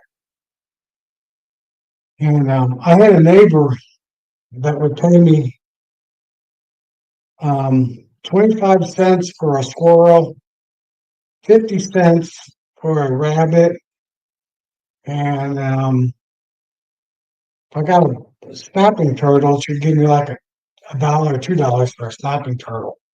So I would take my Crossbin 25 pump BB gun and I'd go back to the woods, back to Mount Vernon Woods, and shoot squirrels and rabbits. And they had snapping turtles in the lake, and I'd pull out snapping turtles and I'd give them to my neighbor, Mrs. Morgan, but she would give me money for them. So I was being illegal, but they didn't have licenses back then. It was a whole different life back then. And I'd walk down the 6 houses with my BB gun and go hunting back there. And they'd pay me a nickel for every rat I shot on their dump. So I'd sit at the top of their dump and shoot rats, and then they'd give me a nickel for every one. To keep the rats out of their dump, at least keep that's for the neighborhood. Keep the rats down. Yeah. I learned to be a sportsman. That's where I got my hunting background also, which I still deer hunt mostly. But I butcher my own deer. I eat my own deer. Hey, honeybee compound. Hope everything's good.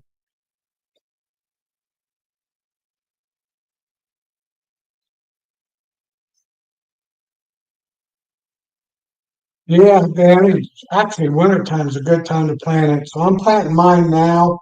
I'm hoping it germinates and I'll have it next year. You know, typically I would wait till August, September before the rains would start coming back in. But I think this year I can plant them now because I think I know it's going to rain for the rest of this month. I just don't know what August is going to do. I know all the way up to the 23rd, they're still in rain each week. Cold front coming through, well, at least one day where it's a good chance of rain. So if we get that rain once a week, that clover will keep rocking.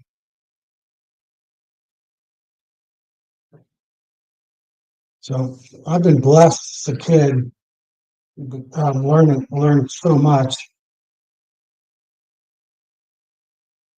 and having four older brothers keep me get me in trouble and keep me out of trouble at the same time. I had a younger brother too, so five of us, five boys and two girls. Family of seven kids, nine of us. We're all, except for my parents, we're all still rocking. It's a good thing. My oldest brother's 71. He'll be 72 in September, September 3rd. So we're not young anymore.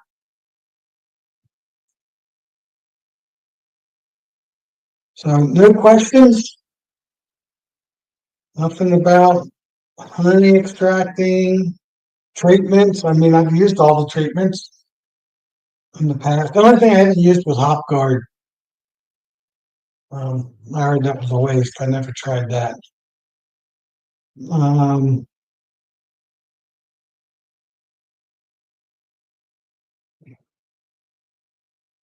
I don't know. Queens, grafting. Oh, do this one thing. I don't know how many people on here graft. I learned this from my mentor, my friend, George, and he is 100% right.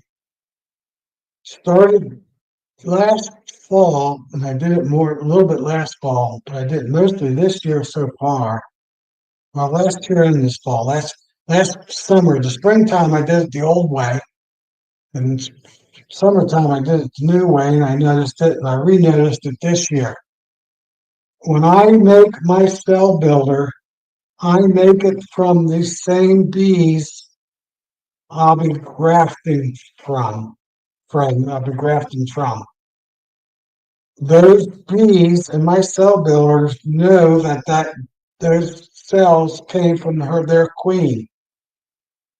Um, they make bigger and better queens. I don't know how, but they do. Um, my queens are bigger and they mate better. I know on Fridays, Charlie talks about queens are only good the first year and they're no good the second year. Well, my queens are more the opposite. They're more the traditional. They're really good the first year, but they're even slightly better the second year. And then the third year, they're garbage.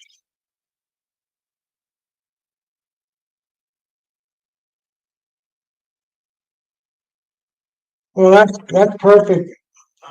Um, Honeybee compound, 50-pound bags should be perfect. Yeah, that stuff is they bees love that stuff, and it makes a good honey too. But grafting larvae, our old larvae from the same hive that you put your cell builder out makes best queen cells and best queens. All the other years, I used to just take frames out of different hives and throw them all together with the bees and shaking bees from other hives, so I wouldn't weaken any hive too much. And then graft from a whole different hive and put those in the eggs. And I mean, I did good, got good queens, but the queens I do now are even better, using the same bees as the grafting frame bees from the same hive. So I'm doing that again this time. The last time, a week ago, I didn't do that. I just took that one hive. Well, I did move two frames over, so it was 60% the same hive and 30, 40% the split. That was from multiple hives that I did my split from. Um, so I took those frames out, like I said, and moved them into my new five framer. Got another frame out of that. I Apimaye hive, made six frames of a cat brood, one frame of honey. One of the frames of the cat brood, one side of was 70% pollen. So I had my pollen in there. So I went brood, one side of brood, cut brood, pollen, a grafting frame, and a honey frame. I like having 6 frames, but because I like doing brood, pollen, graft, pollen, food, or basically, and have pollen on each side. But I'm only doing 20 cells, so one side is plenty of pollen, and then I have a pint jar of 1-to-1 on them for the well, it's not quite 1-to-1, it's probably like 0.7 to 1 um, that I made up the other week. So I'll be checking them tomorrow. That'll be day 2. Day 2, they should be started. So I'm hoping to see if I got 18 to 20 cells started. I've been grafting. I didn't graft my first year, 2018, 2020 is when I started grafting. So this is my 5th year of grafting, at least 2 times a year. Past years, I do it like 3 times a year. Um, I did have my first perfect 100% success cells and grafts this spring. So I know 19 out of the 20 are good. I know I did not flip them. I know I got really good young, very young larvae. I mean, less than 4 hours old larvae. One of them, it didn't want to come off my tool, my Chinese tool, and it was on the side, and I pushed it down a little bit. That's my second craft, so I know which one it is. That I might have damaged the larvae. Slight chance. Um, Probably not, but I might have. And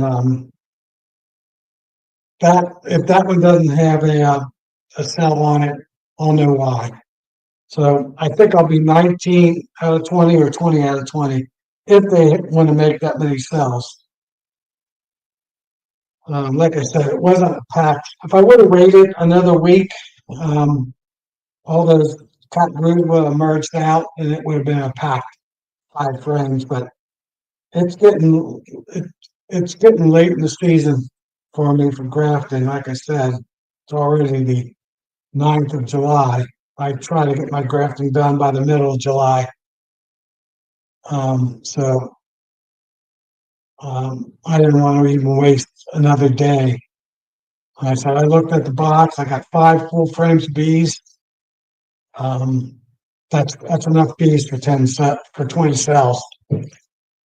There's no way I could put 30 to 40 cells in that bees. They only do 20 cells.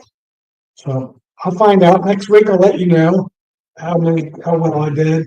I'll try to take a video of it. Um, I haven't been doing good on doing YouTube content.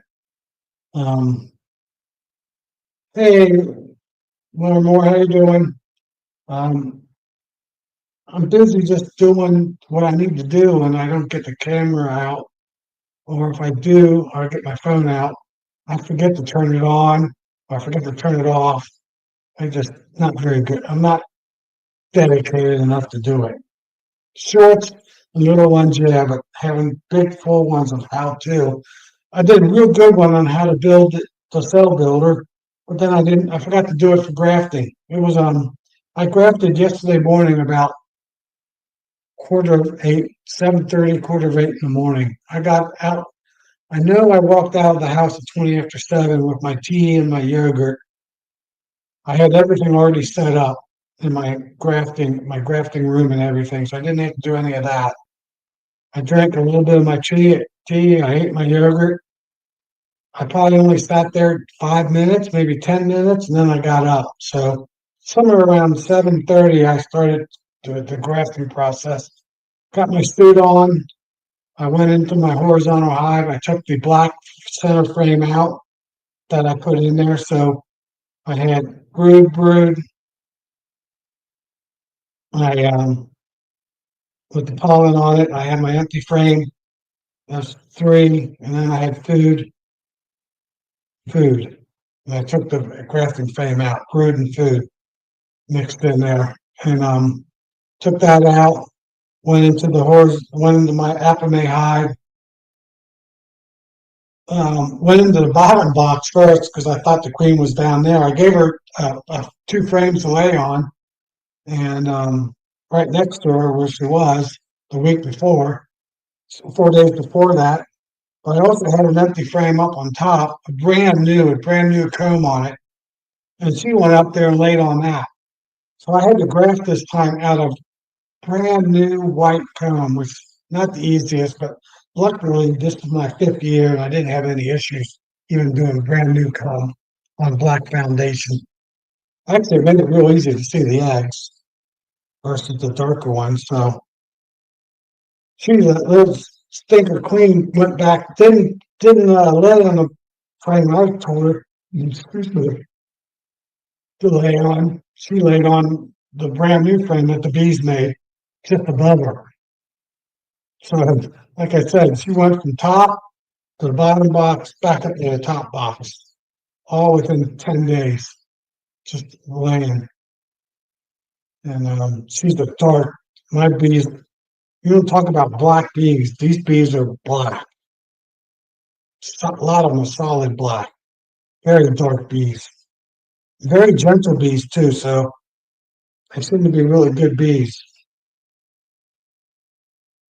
I picked them over Corey Stevens' VHS bees on mites and honey production.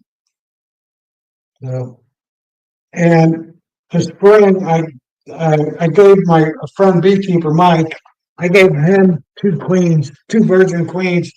He had to go out of town for work for 2 weeks, and he just made these splits. And he goes, Tom, I don't have my he made splits.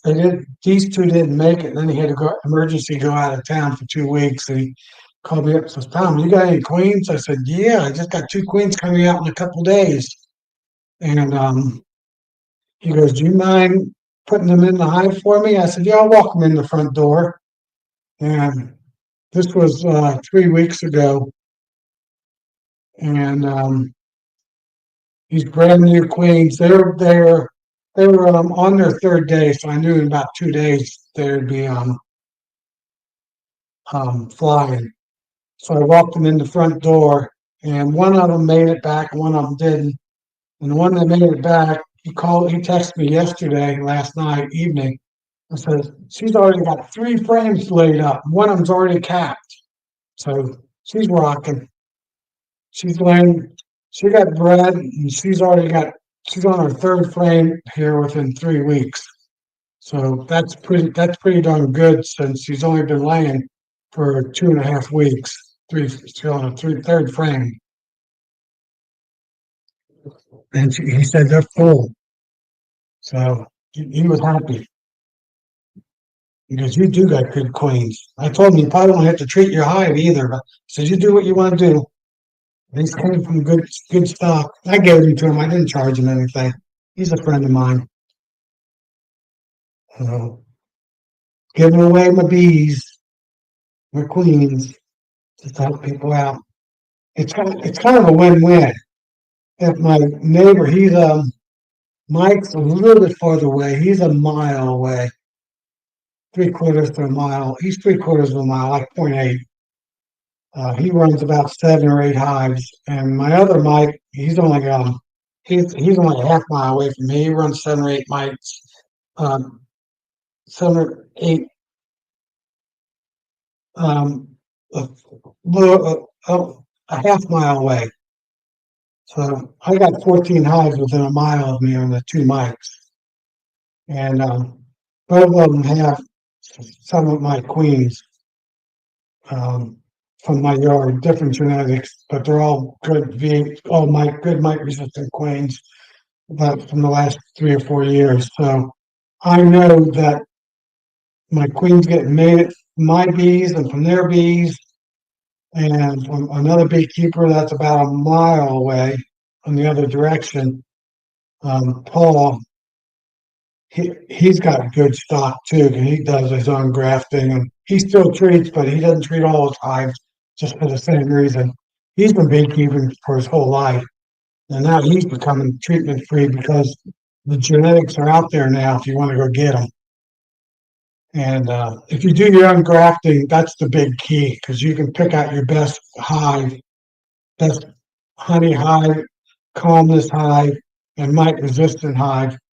And after a few years, replace putting new queens in all your hives with those genetics.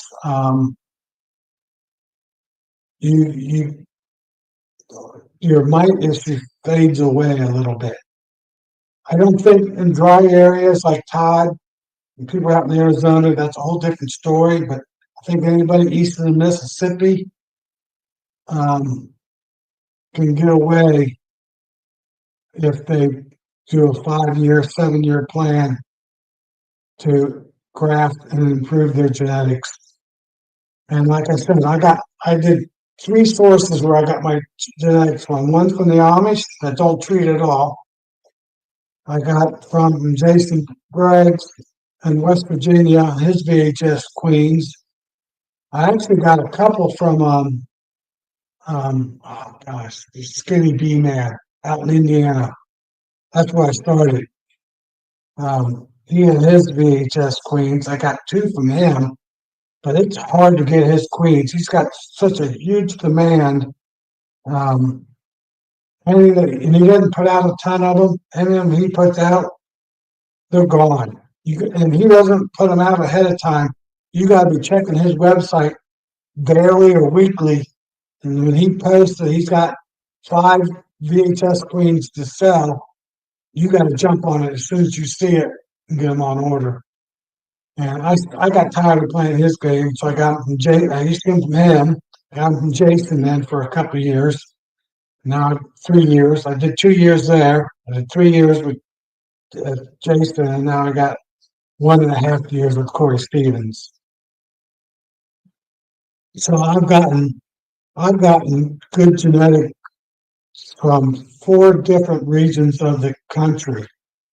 One local, the Skinny Bee Man, just an hour west of me, out in Indiana. So he's close. I can't think of his first name. I'm brain dead. Oh well, super nice guy. So I haven't decided to do this out of the blue. I've been working on it for quite a few years, and I wouldn't buy a whole lot. I think I bought three over 2 years. I bought three of them from the guy out in Indiana. I bought three,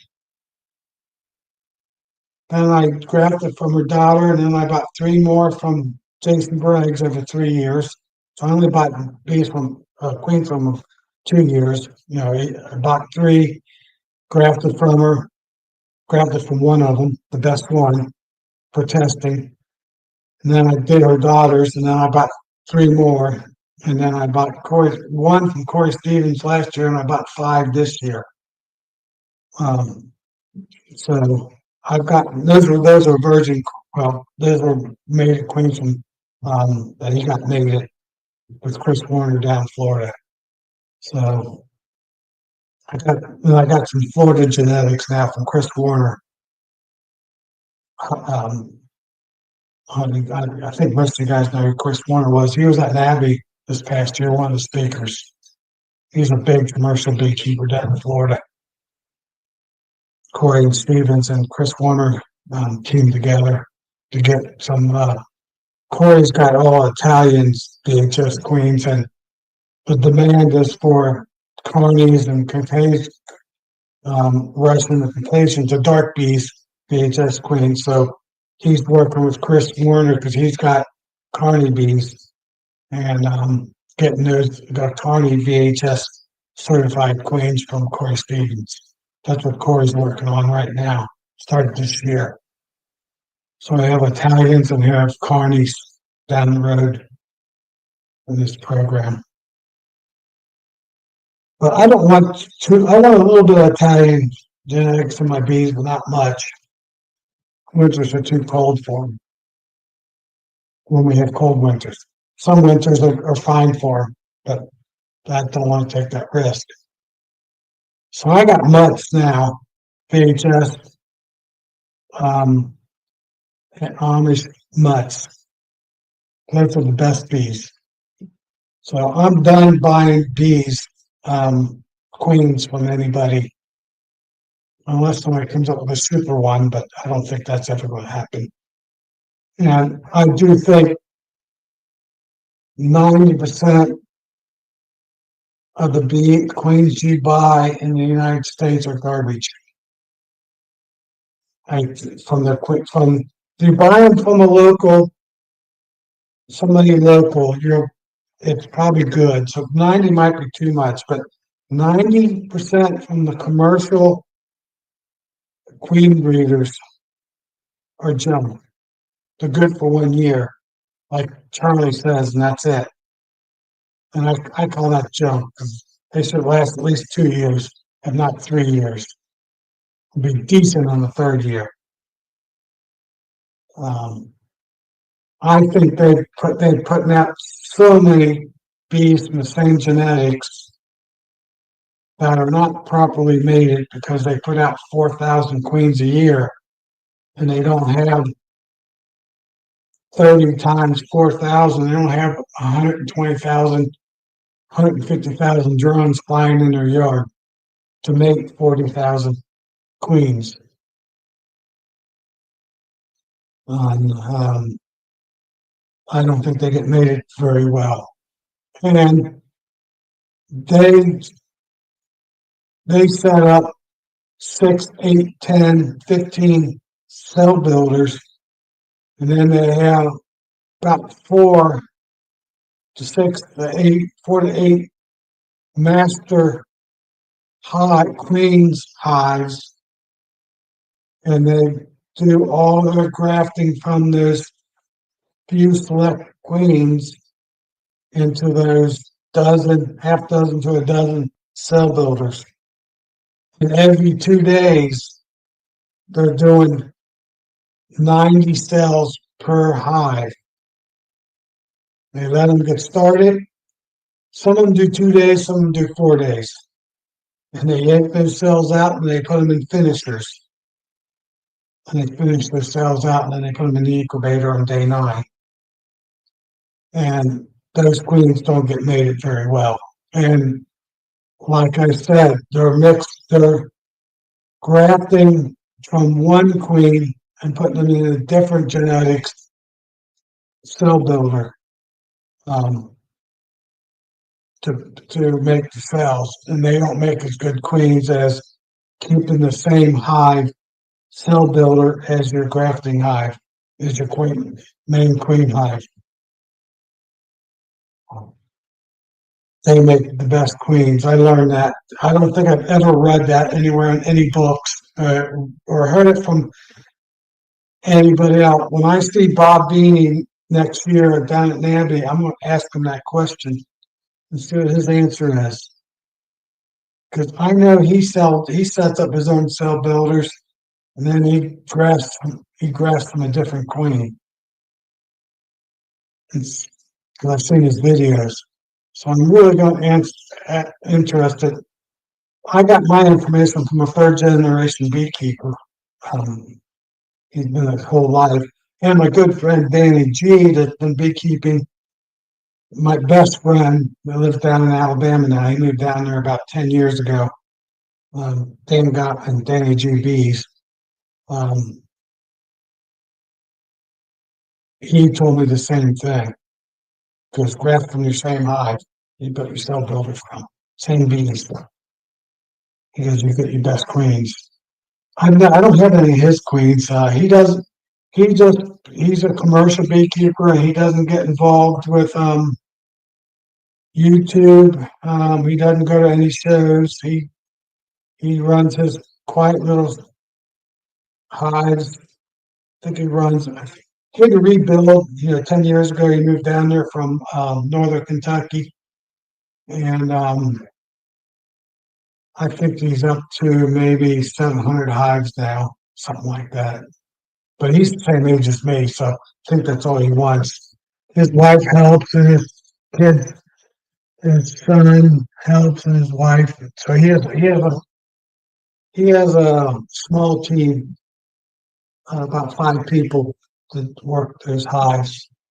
2 guys, his brother, and his sister, and 2 other girls. I think it's one his son's wife and a friend or something like that. And they do all the beekeeping. I've been down to his place. I go down there every other year just to stop by and say hi and talk about good times, old times, and a little bit about beekeeping. He's in the very northeast corner of Alabama, close to Georgia, close to Tennessee,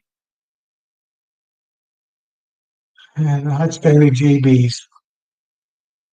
I thought I just texted him earlier today.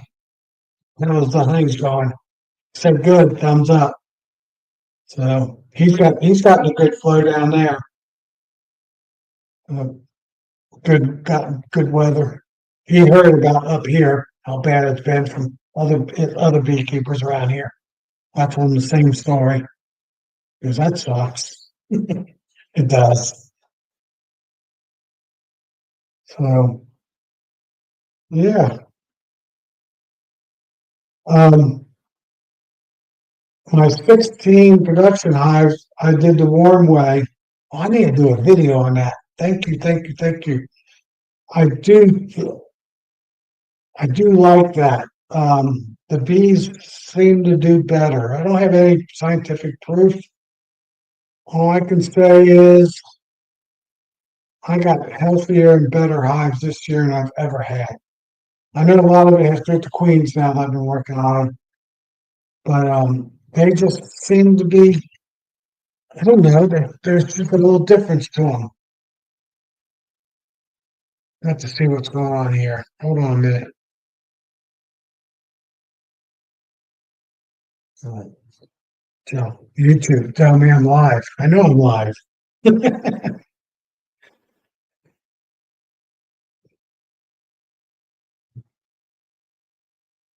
So any other any questions, anybody? Well, it is 9:30 now. It's 2 hours, so I don't have any real good. I mean, that's my best advice for people who graft. Make your cell builder up from the same hive that you're grafting from, or at least majority of the bees. You'll get better queens. Um,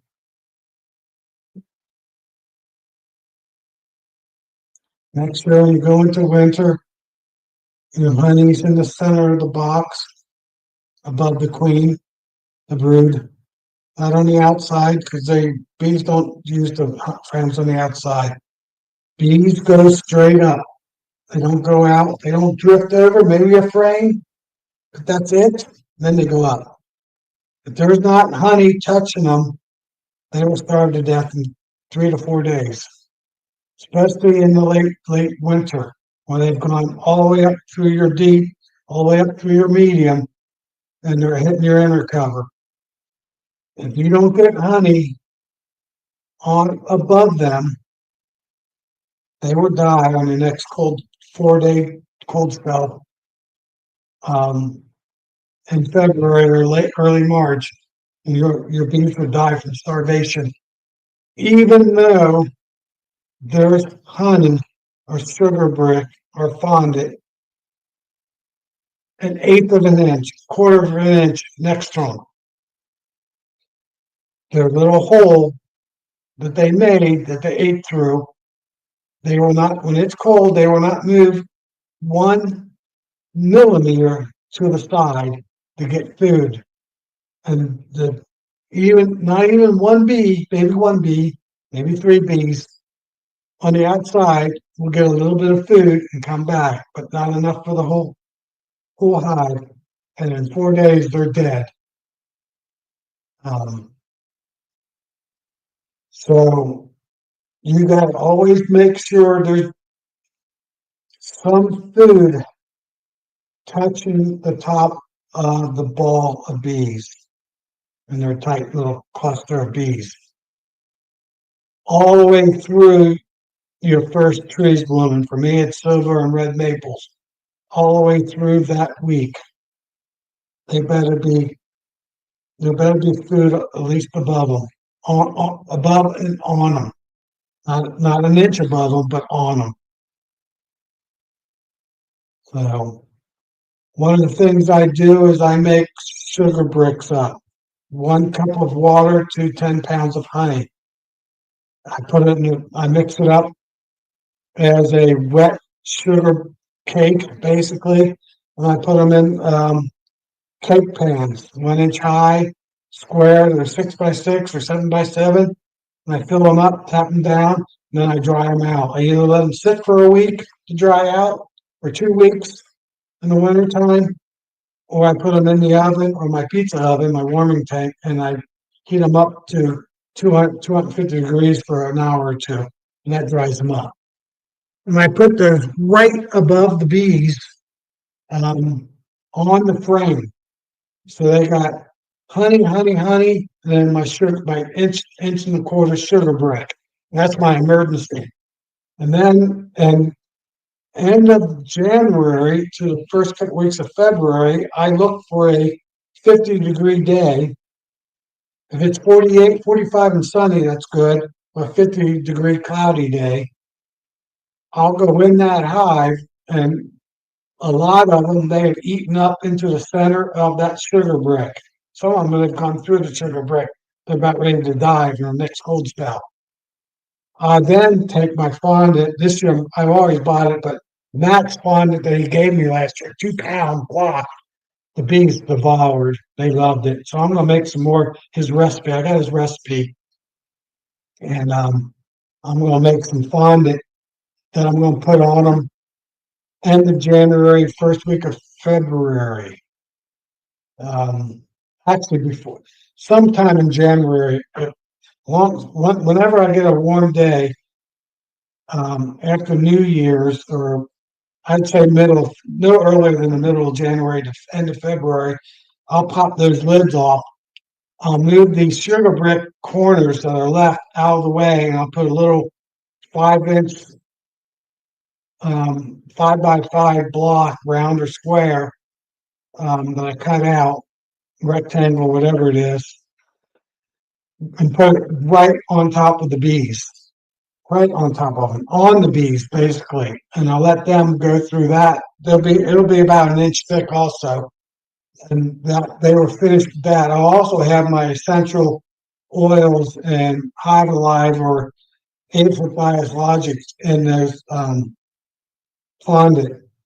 And the month of February and that first week of March, they'll be able to eat that fondant, that 1 inch of fondant, and my bees will not starve to death because they have food above them, touching their shoulders, so to say. So a lot of beekeepers don't realize that I would say 9 out of 10 bees that die over winter die from starvation. Bees that got mites and viruses will die before winter even starts. So if they get to January and there's still a cluster of bees, if they die after that point, they're dying because either the numbers is too low, they're down to a frame or 2 frames of bees, and they got down to 0 degrees for a couple nights, and that's just too cold for them.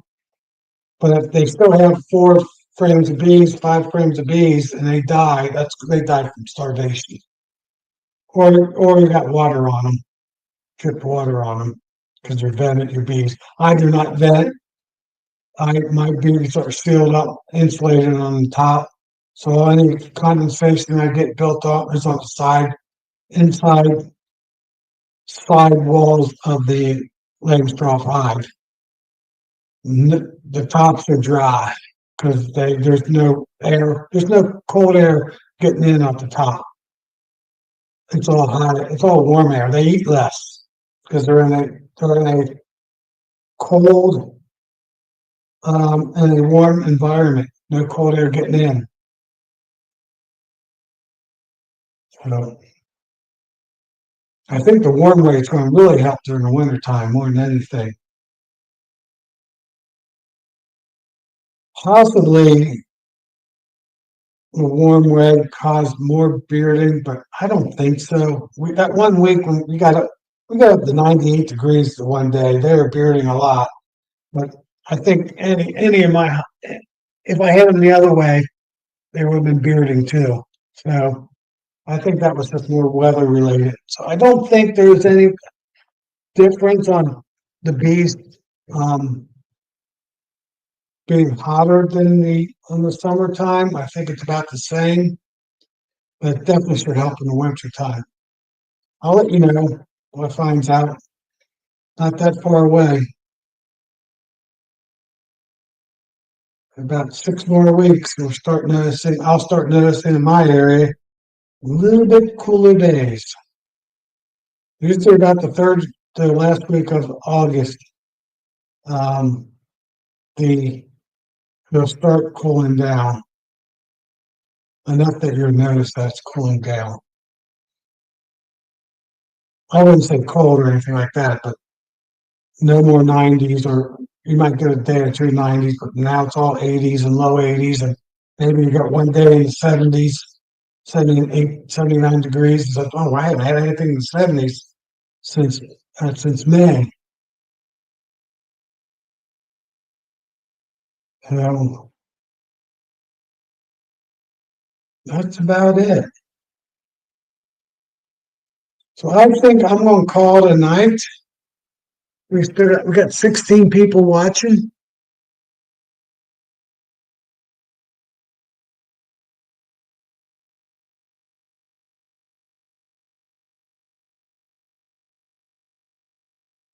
Yeah, James. I cut down, or I had people, landscapers call me. I mean, I haven't done any trees this year. Did I do any trees this year? I've done no trees this year. That's a first. I usually get 2 to 3 trees, that I get landscapers to call, and 9 out of 10 times they only got one hole. And if there's other holes, they purplize them up, and they do all their entrance and venting out of their entrance hole. And I learned the learn way from doing cutouts and talking to Randy at 628 Dirt Rooster and Jeff, Mr. Eds, that do a lot of cutouts. And I asked them a couple of years ago which way the comb is facing, um, what position the comb is at the entrance. And 98% of the time, they're perpendicular to the entrance. That's why I changed my hives, because I want to match what the bees want to do, not what they don't want to do, not what I want them to do. I want them to do what they want to do. And that front, um, and there's still the sides. There's still a lot of that frame, that first frame up to the front of the tree or to the front of the house frame, and they have holes going out the side for the bees exit and enter from. It's not open, it's semi-sealed. Sometimes they have one hole in the middle and they'll put a hole all the way down through. They'll use a wire, if there's a 120 wire or a water line, they'll leave a hole, they'll leave that opening right around that wire and that pipe. That'll be their highway through all their comb. I've seen that a lot of times. Um, the cutout I did this year, I did one cutout this year. I don't do cutouts anymore. Um, I only do it for friends if they call me and they're nice to me. There's a good friend of mine that I played soccer with through high school and afterwards. His younger brother's daughter, um, had bees in the ceiling of the garage, so I didn't have to worry about bees flying in the house and stuff like that. It was right by It's pretty close. There was a window like 2 feet away, and I had the garage door open so the bees could fly out and fly back around. And that hive was set up the exact same way. They came into the wall and they had the frames going that way all the way. A lot of times I'll see them do about 6 or 7 frames perpendicular, and then they'll run straight after that. And those are just honey frames. All the first 6 or 7 frames are brood frames, and they'll run the honey frames either way. They don't care about the honey. That part's into the house pretty far, and it's warm. Um, if you watched any of their roof pictures, when they show that hive and they talk about where they're flying in, especially Mr. Ed, Jeff Bischoff, observe where he cut how he cuts those frames out to where the entrance is. And you'll see that bees build their hives for the warm way. So, and they only have one hole. When they go into a house cavity, into a floor, into a into a wall, they do everything out of their entrance. And their entrance is only a third of 3/8 of an inch by 1/2 inch big most of the time. 3/8 by 3/8 or 3/8 by 1/2 inch or 3/4 inch at the widest. That's all they need. I run 3/8 by 2 inches. Been doing that for quite a long time. And that's it. And I've still got my 80 pounds. This year I didn't because there was no flow. So you don't need to have 4 inches, 6 inches, 10 inches, 12 inches of opening. That just causes problems. All my openings are 3/8, so I don't have mice. Some of them are only 1/4 inch, especially my 12 by 12s. And 2 inches is all I give them.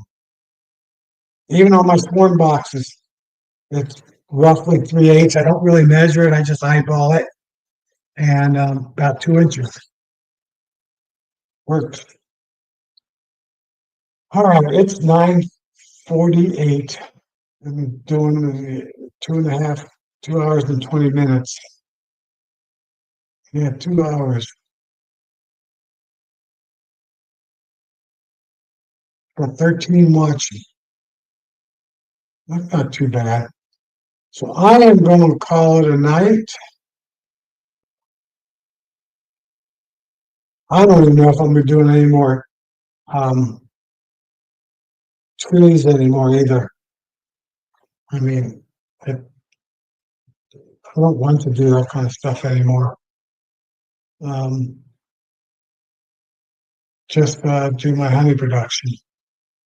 I'll do 1 or 2 each year, and that's about it.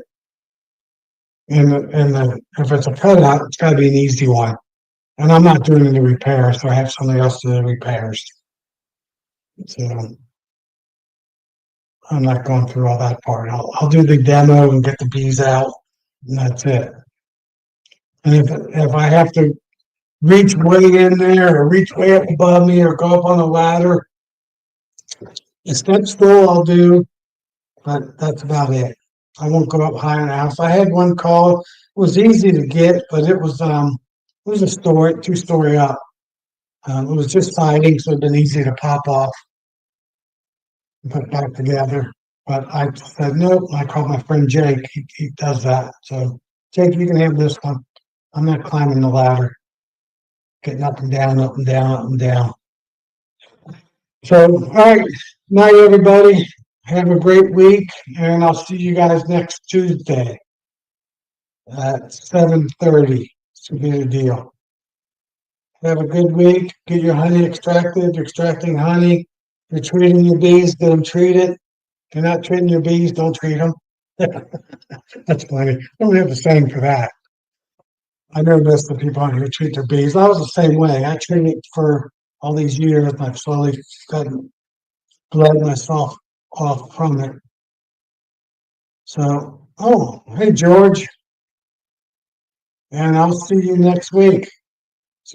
Oh, you're the Lane's guy. Yeah. All right. I've seen you. I think you do some YouTubes. I think, don't you? Yeah. All right. Well, God bless and have a peaceful week.